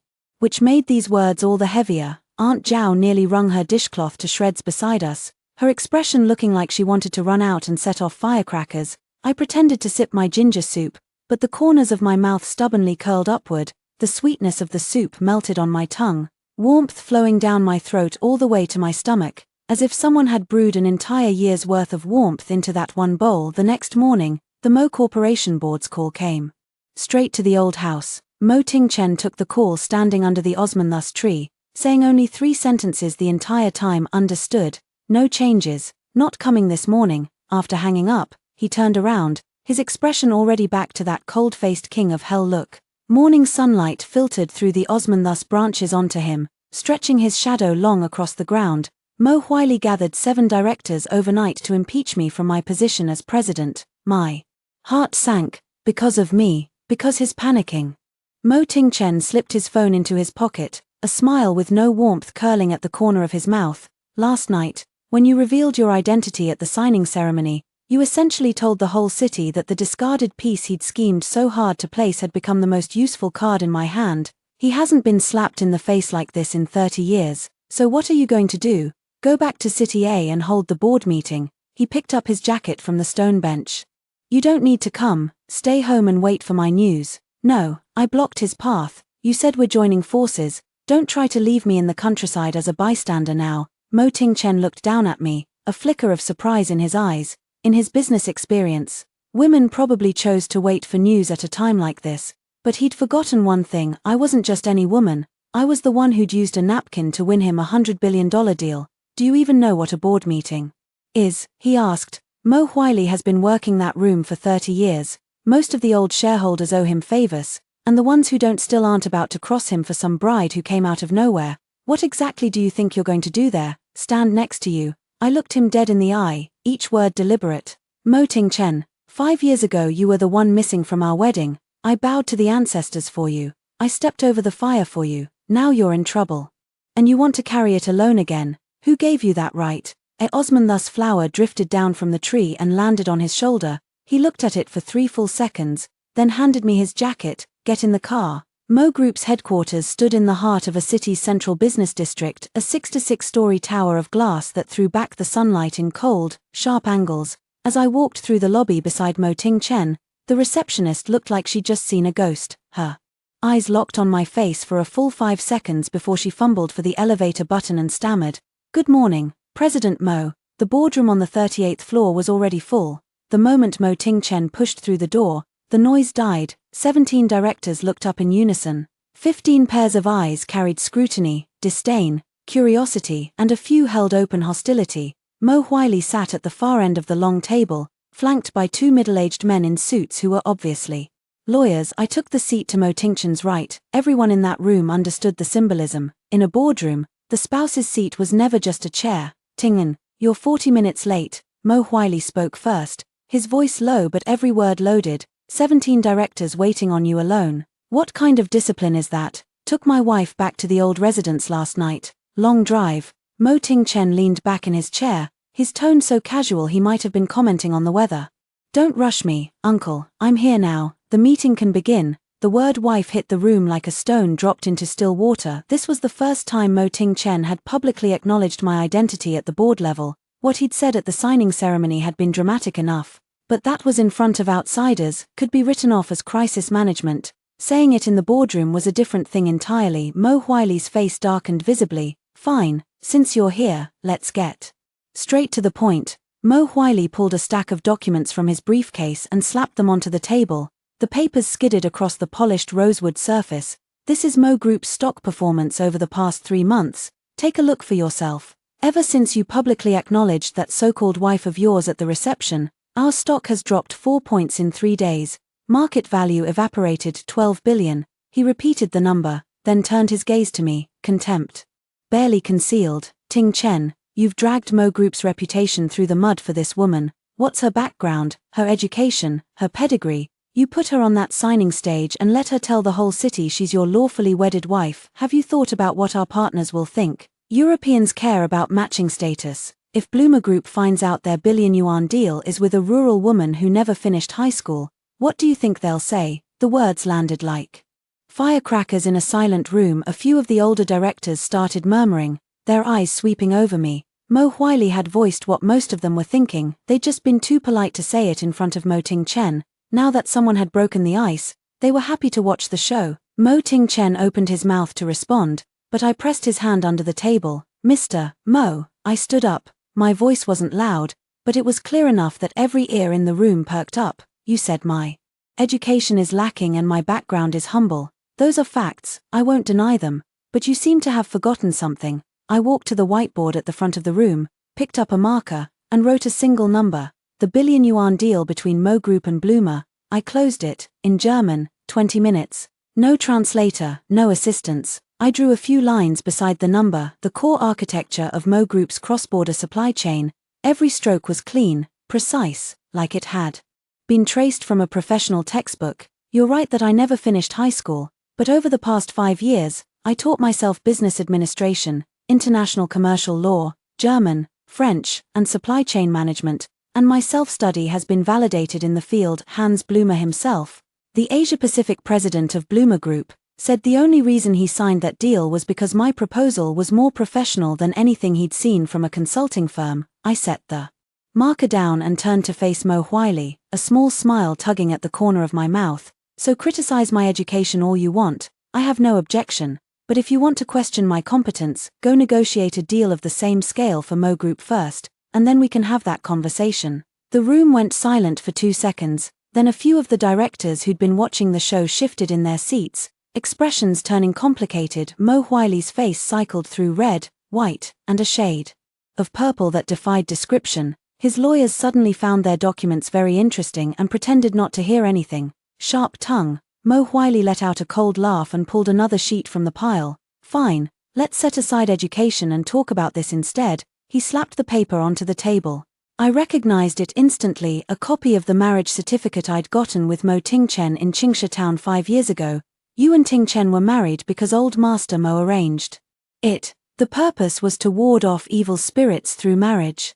Under the law, that kind of superstitious practice violates public order and moral standards, grounds enough to have the marriage declared invalid. He turned to Mo Ting-chen, his tone shifting to something almost paternal. Ting-chen, I'm not here to make trouble for you, I'm here to help you solve a problem. I've already had my lawyers draft a statement, all you have to do is sign it, acknowledge that this marriage was contracted on the basis of feudal superstition and is therefore void, and every problem disappears, the stock will recover immediately, our partners won't have any more concerns. He slid a printed statement across the table toward Mo Ting-chen. Mo Ting-chen glanced at it, his expression didn't change, then he picked up the paper, and in full view of everyone, slowly, piece by piece, tore it into shreds. The fragments drifted down onto the rosewood table like a small, private snowfall. Uncle, his voice was cold enough to drop the room's temperature by 3 degrees. You just said this marriage was feudal superstition, a violation of public order, and should be declared void, so let me ask you one thing. Who was it that arranged for that fortune teller to be brought to old Master Mo? The question detonated in the room like a bomb. Mo Huiley's face changed instantly, not anger, not outrage, it was the panic of a man whose foundation had just been kicked out from under him. It lasted only a moment, but everyone saw it. What nonsense are you talking about? His voice pitched upward. No nonsense. Mo Ting-chen pulled a USB drive from his inner jacket pocket and plugged it into the projector. Lawyer Chin spent 3 years digging up every detail. The projection screen lit up with a set of documents. The first image was an old man in a grey robe, gaunt, with a wispy goatee, the fortune teller who'd read old Master Mo's fate, known in the underworld as Iron Mouth Chen. The second was a bank transfer record showing that 5 years ago, on the 3rd day of the 7th lunar month, someone had transferred a full 2 million yuan into Iron Mouth Chen's account. The third was a phone log. On the afternoon of the transfer, Iron Mouth Chen had spoken with the sender for 40 minutes straight, and the sender's name, written in unmistakable characters, was Mo Huiley. The room erupted. Several directors who'd been firmly in Mo Huiley's camp went pale, whispering frantically like a marketplace. One white-haired old director took off his reading glasses, stared at Mo Huiley's name on the screen 3 times, then let out a heavy fake, this is fabricated. Mo Huiley shot to his feet, his chair toppling backward and crashing against the floor. Ting-chen, you'd forge evidence to frame your own uncle for the sake of this woman. Let the courts decide whether it's forged. Mo Ting-chen turned off the projector and pocketed the USB drive, his voice as calm as if he were discussing lunch. Uncle, you arranged for Iron Mouth Chen to see old Master Mo. You pushed the marriage idea hard at his bedside. What your purpose was, we both know. Do you want me to say it here in front of everyone, or would you prefer we discuss it privately? Mo Huiley's lips trembled violently, strands of graying hair had fallen loose across his forehead. He looked like a man whose spine had been ripped out. The 2 lawyers behind him exchanged glances, clearly blindsided. Mo Huiley, you owe us an explanation. The old director who'd removed his glasses spoke up, his voice quiet but carrying enormous weight. If you deliberately arranged for a girl with no connections to marry into the family 5 years ago just to counterbalance Ting-chen's influence, then we need to reassess every decision you've made on this board. How much was for the company's good, and how much was for your own? The other directors murmured in agreement. The tide had turned so fast that even I, standing at the center of it, was caught off guard. Mo Huiley looked around the table at the faces that had once hung on his every word, then he laughed. It was the laugh of a man with nowhere left to run, carrying the wild edge of someone who decided to burn everything down. Fine, Mo Ting-chen, you win. He planted both hands on the table, leaning forward, his gaze fixed on me like a viper's. But I'm telling you right now, the woman standing beside you is the biggest joke the Mo family has ever seen. You tore this family apart today in front of the board. For her sake. And one day you'll learn that a rural bride bought for a dying man's blessing will never amount to anything more than enough. My voice wasn't loud, but it carried a strange, quiet authority that made the rest of Mo Huiley's sentence die in his throat. Elder Mo. I walked to the far end of the long table and stopped directly in front of him. In my heels, I stood half a head taller than the old man, forcing him to tilt his face up to meet my eyes. From this angle, every wrinkle at the corners of his eyes and every age spot on his forehead was laid bare. You arranged for me to marry into the Mo family because you wanted me to become Mo Ting-chen's burden. You thought a country girl could do nothing but hold him back, that 5, 10, 20 years down the line, I'd drag his future down with me. My voice was calm, as if I were stating a fact that had nothing to do with me. But did it ever occur to you that what you sent wasn't a burden, but a weapon? Mo Huiley's mouth twitched. The Bloomer deal is just the beginning. I turned, letting my gaze sweep across every director in the room. Honored directors, since we're all here today, allow me to share another piece of news. Mr.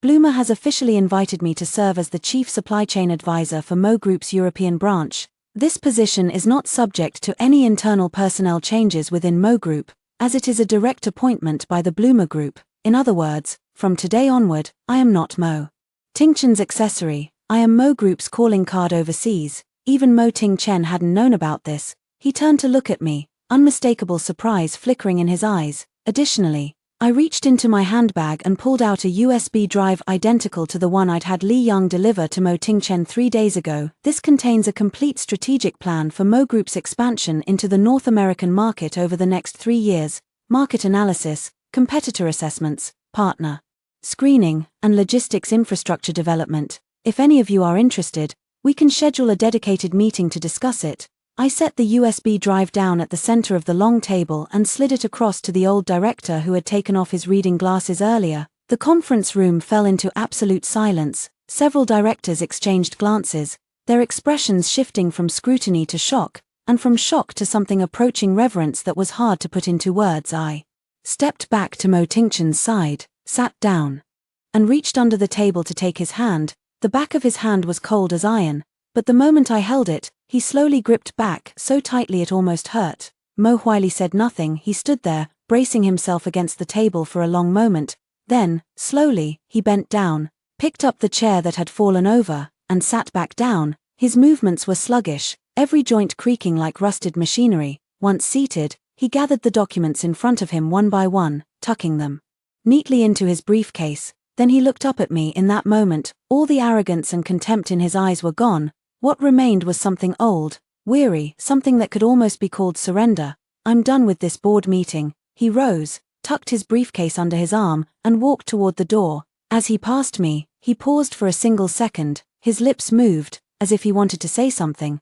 But in the end, he said nothing, pulled open the door, and walked out. The moment the door closed behind him, I heard several directors exhale at once, as if they'd been holding their breath the entire time. The board meeting ended in Mo Tingchen's complete victory. Not only did the impeachment motion fail, but with the formal signing of the Bloomer deal and the strategic positioning of the European branch, the directors unanimously agreed to expand Mo Tingchen's authority. The old director who had taken off his glasses came over after the meeting and patted me on the shoulder, saying something that left everyone in earshot stunned. Girl, if you'd come to Mo Group 5 years earlier, your uncle-in-law wouldn't have had a single chance to pull any of his crooked tricks.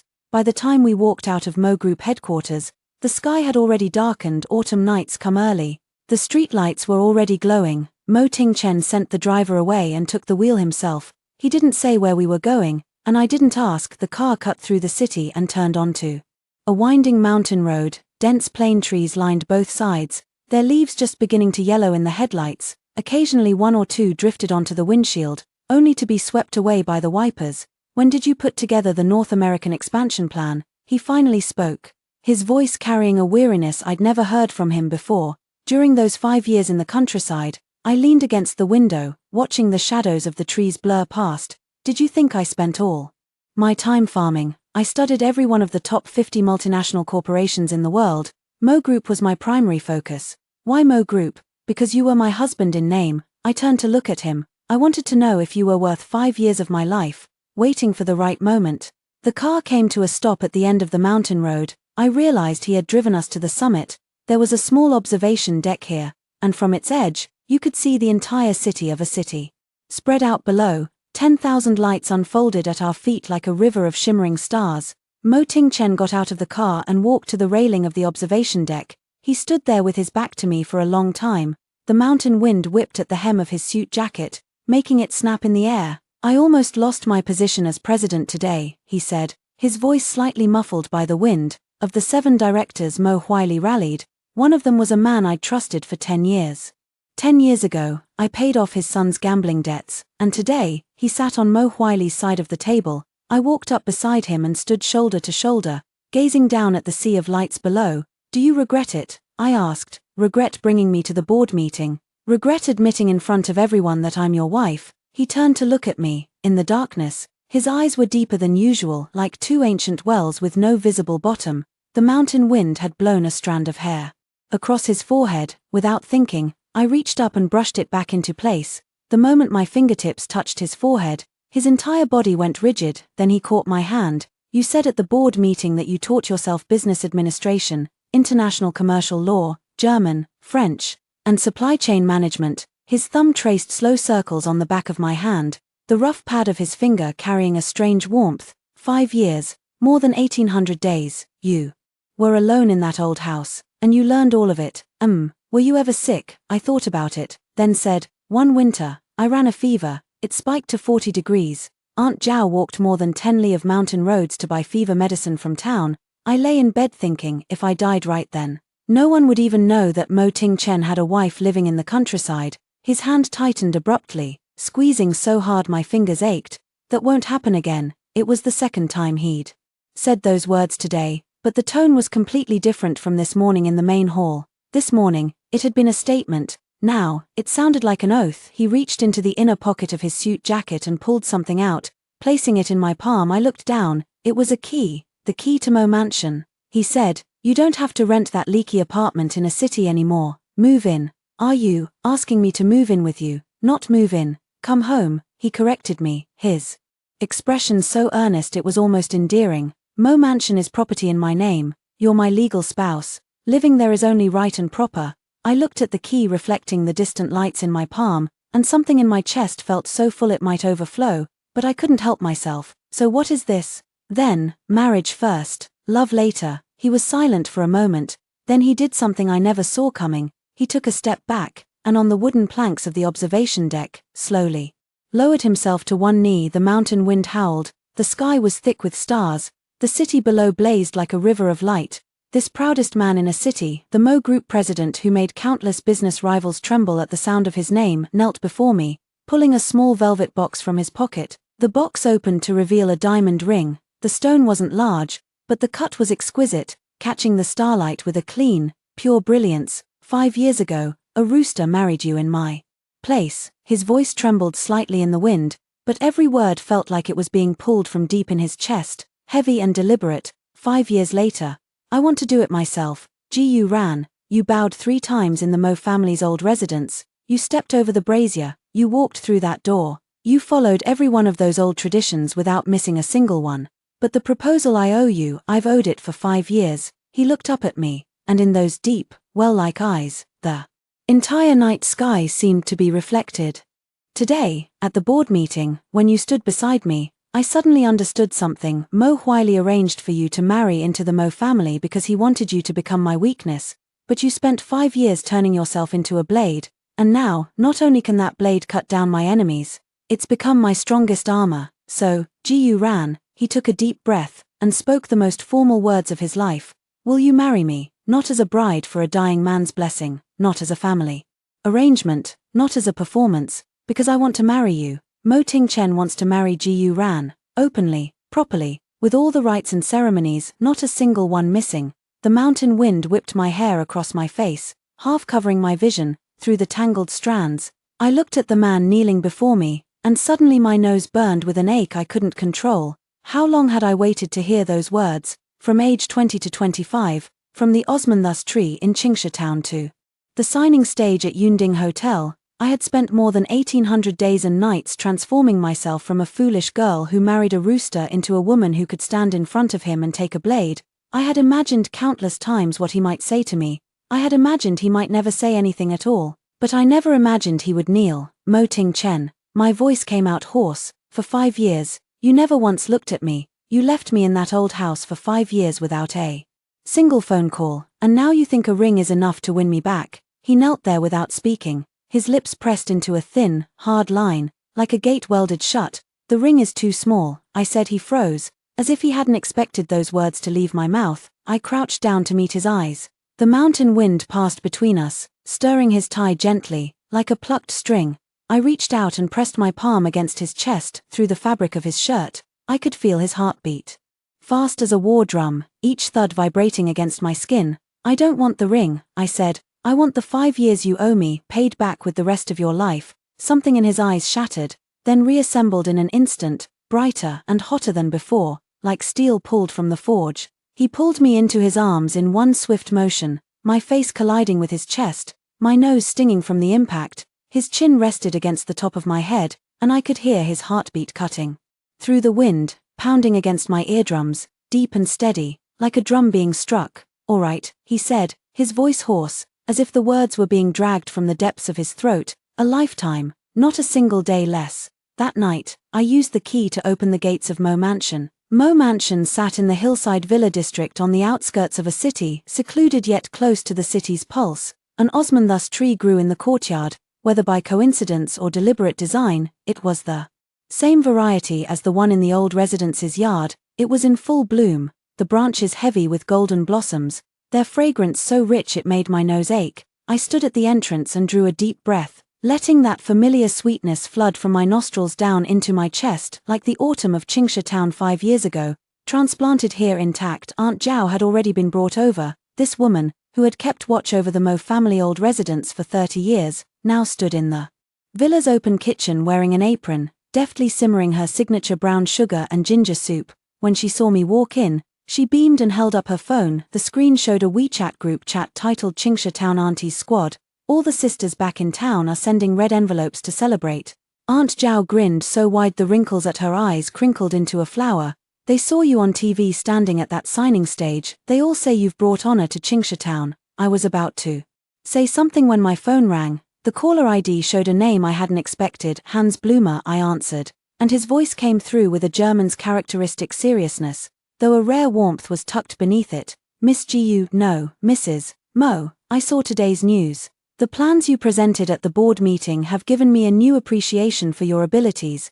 The position of chief advisor for the European division was not empty courtesy. My assistant will send the formal offer to your email tomorrow." I glanced at Mo Ting-chen. He was leaning against the kitchen doorframe, holding the ginger soup Aunt Zhao had handed him, but his gaze hadn't left me for a single moment. Those deep, well-like eyes held a faint glimmer now, like water ruffled by a breeze. "Mr. Blumer, thank you for your trust," I replied in German, "but I have one small request." "Name it." "Could the headquarters of the European division be based in a city?" There was 2 seconds of silence on the other end, followed by a low, distinctly German chuckle. "For your husband, for our partnership," I said, but the curve of my lips betrayed me after I hung up. Mo Ting-chen walked over and cornered me between himself and the kitchen island, looking down at me. His shadow fell over me, blocking most of the kitchen light, and the air was thick with the sharpness of ginger soup and the sweetness of osmanthus. "Your German sounds beautiful," he said, his voice carrying the warmth and sweetness of the ginger soup, as if steeped in warm water. "Say a few more lines for me. What do you want to hear?" "I love you." My face flushed. I pushed at him. "Who does that?" He let out a low laugh, pulled me into his arms, and rested his chin on top of my head. His chest was broad and warm, his heartbeat steady and strong. I leaned into him, listening to each beat, and felt all the loneliness and waiting of the past 5 years dissolve into a wisp of smoke carried off by the osmanthus-scented air, gone, leaving nothing behind. For the following week, a city's news headlines were almost entirely dominated by the Mo family. Day 1. Mo Group President attends chamber banquet with wife. Chongshi bride transforms into business powerhouse. Day 2. Mo Huili announces resignation from board. Family infighting truth exposed. Day 3. Bloomer Group officially signs. Mo Group's European branch appoints president's wife as chief advisor. Day 4. Mo Ting-chen posts wedding ring on social media. OU 5 years, paying back with a lifetime. Ju Mani liked that post, then published a status of her own, wishing brother Ting-chen and Miss Gu all the best. My vision was too narrow before. The comments exploded. Someone screenshotted it and posted it to Weibo, and the trending hashtag blazed across the screen. Ju Mani admits defeat. I was scrolling through that trending topic while sitting in Mo Mansion's living room reviewing North American market research data when Aunt Zhao brought over a plate of cut fruit. She glanced at my phone screen, snorted, and said, "That Miss Ju knows which way the wind blows. If she dares to stir up trouble again, I'll go curse her out on her Weibo for 3 days and 3 nights." I nearly choked on the apple slice in my mouth from laughing so hard, coughing and sputtering. Aunt Zhao patted my back, muttering, slow down, but the smile on her face couldn't be hidden no matter how she tried. The day Mo Huili left, no one saw him off, when he cleared out his office at Mo Group headquarters. The only thing he took was the framed portrait of old Master Mo from his desk. Employees saw him walk out of the glass tower carrying a cardboard box, stand at the entrance for a long time, turn back to look at the building he'd called home for 40 years, then get into a taxi. No one knew where he went. Qin Zhengyang later told me that Mo Huili still held scattered shares through other family members, and he was planning to rally a few collateral relatives for one final counterattack, but he underestimated one thing: the country girl he'd personally sent into the Mo family was no longer the Jiyu Ran who could be pushed around. The shares he can actually mobilize add up to less than 7%. He can't stir up much trouble. Qin Zhengyang adjusted his glasses, his gaze calm and sharp behind the lenses. But there's one thing I think you should know. Before he left, he called Mo Tingchen and said something. What did he say? He said that when he went to Qingsha town to pick someone, he chose you out of a dozen girls because your birth chart was the most compatible with Mo Tingchen's. He said the worst decision he ever made in his life was sending the most compatible one to Mo Tingchen. I was silent for a long time after hearing that. The scent of Osman thus drifted in through the half-open window, cloyingly sweet. I suddenly remembered that autumn in Qingsha town 5 years ago, remembered myself in a bright red wedding dress, bowing to a rooster in the wedding ceremony, remembered the look in Mo Huili's eyes as he stood before the hall watching me. Back then, he must have thought he was placing a chess piece, a discarded pawn he could sacrifice at any moment. Perhaps in Mo Huili's eyes, his greatest failure in life wasn't that his scheme was exposed, but that the carefully chosen discarded pawn had become the sharpest blade in the hands of the man he feared most. A week later, on Saturday, Mo Tingchen took me to see a movie, not a private screening, not a VIP theater, just a regular cinema. The two of us sitting in the back row, elbows brushing against elbows, like any ordinary couple. It was a romance film. The plot so cliched I spent the whole time mocking it. But when the final scene came, the leads kissing in the rain, he suddenly reached over, turned my face toward his, and kissed me in the darkness. His lips tasted of caramel popcorn, with a hint of coolness. I kept my eyes open, watching him in the flickering light of the movie screen. Eyes closed, lashes long and thick, casting a small shadow across his face.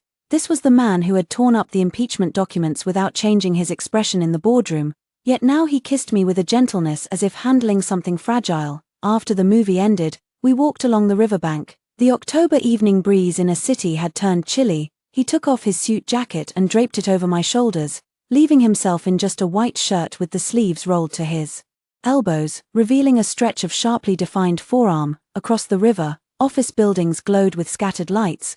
The 66-story glass tower of Mo Group headquarters was the most prominent, its top-floor lights still burning. Mo Tingchen said that was his office, where he often worked late into the night, and from that window he could see the entire river. Before, when I stood at that window looking at the river, I thought it was so wide, he said suddenly, and now it doesn't seem wide anymore. He turned his head to look at me, the corner of his mouth curving up, because there's someone on the other side of the river waiting for me.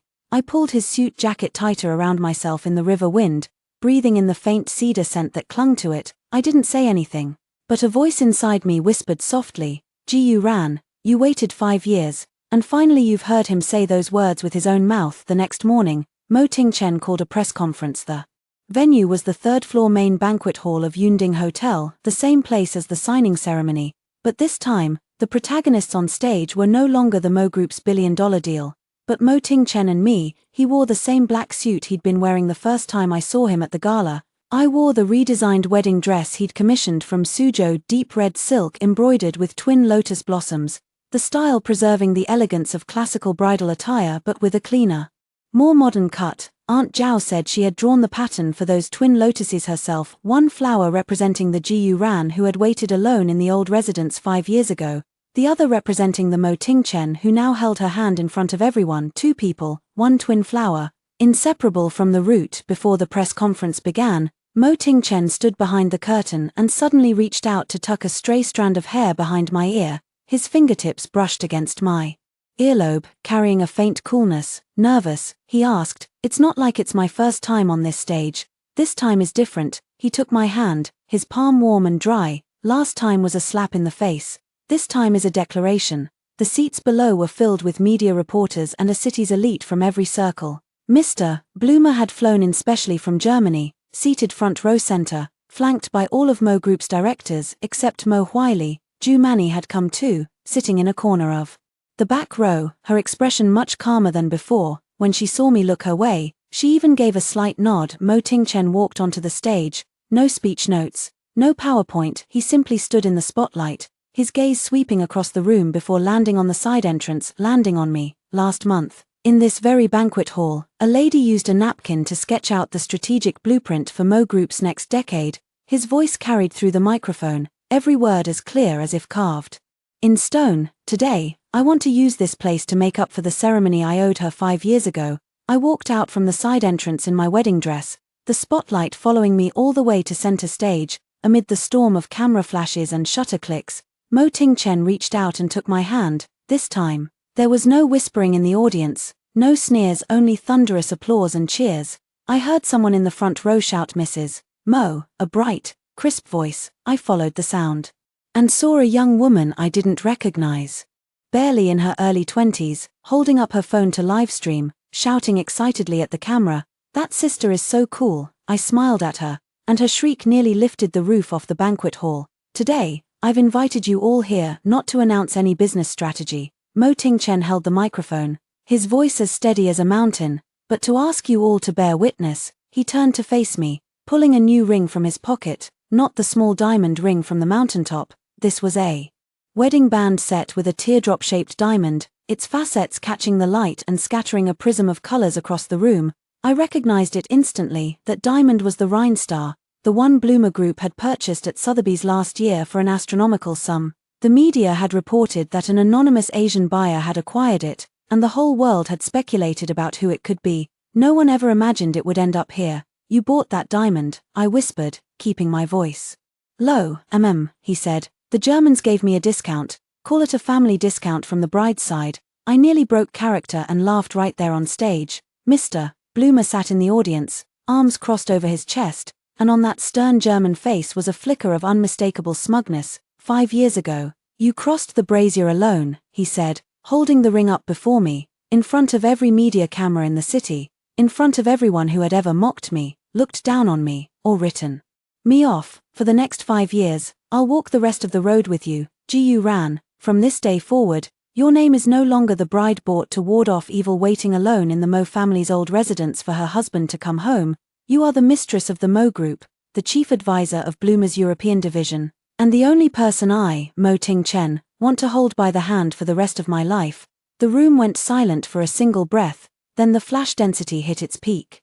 Shutters firing in a relentless cascade. I heard someone crying in the front row. It was Aunt Zhao, seated beside Mr. Bloomer, her makeup long since ruined. She was sobbing and snapping photos with her phone at the same time, muttering between tears, "Old master, can you see this? The person you chose back then, you chose right." I looked down at the ring, then up at the man standing before me. He had said more today than he had in the past 5 years combined, but what moved me most wasn't the grand declarations, it was the way his fingers trembled when he said those words.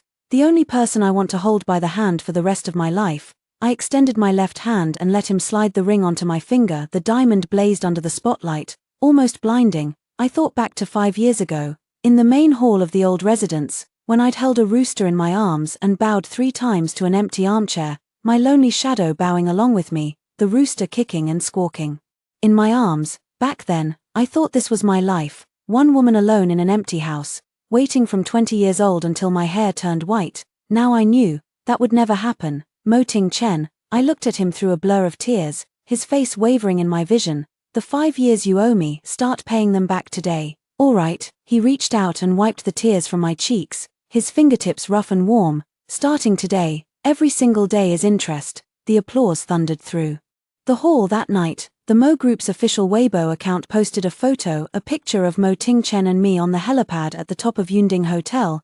The rotor wash from the helicopter behind us whipped my wedding dress into a blooming red flower. Mo Ting-chen had one arm around my waist, the other holding up his phone for a selfie, and his expression was no longer that of the ice-faced demon king.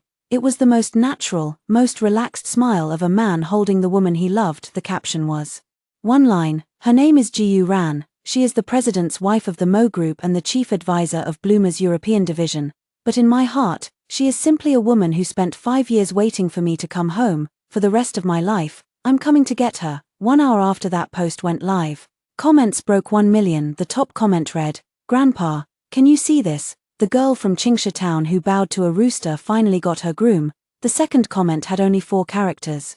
"Lock it down." The third was from Bloomer Group's official account, written in German. We locked it down a long time ago, followed by a smug emoji. I lay sprawled on the master bed at Mo Mansion, scrolling through the comments, laughing so hard I was rolling around. Mo Tingchen came out of the bathroom, hair still dripping, and saw me clutching my phone and grinning like an idiot. He walked over, plucked the phone from my hands, and set it on the nightstand. "Stop looking at your phone," he said.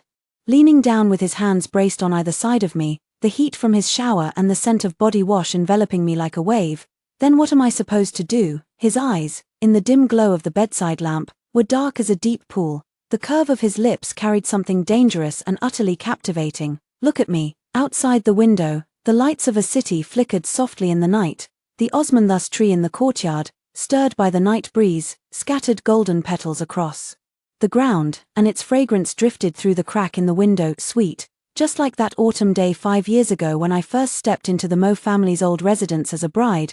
The courtyard heavy with blooming osmanthus, except back then, I was alone. Now, I wasn't. In the small hours of the morning, I had a dream. I dreamed of myself 5 years ago, sitting in the bridal chamber of the old residence, holding that rooster with the red silk ribbon, staring blankly at the osmanthus tree.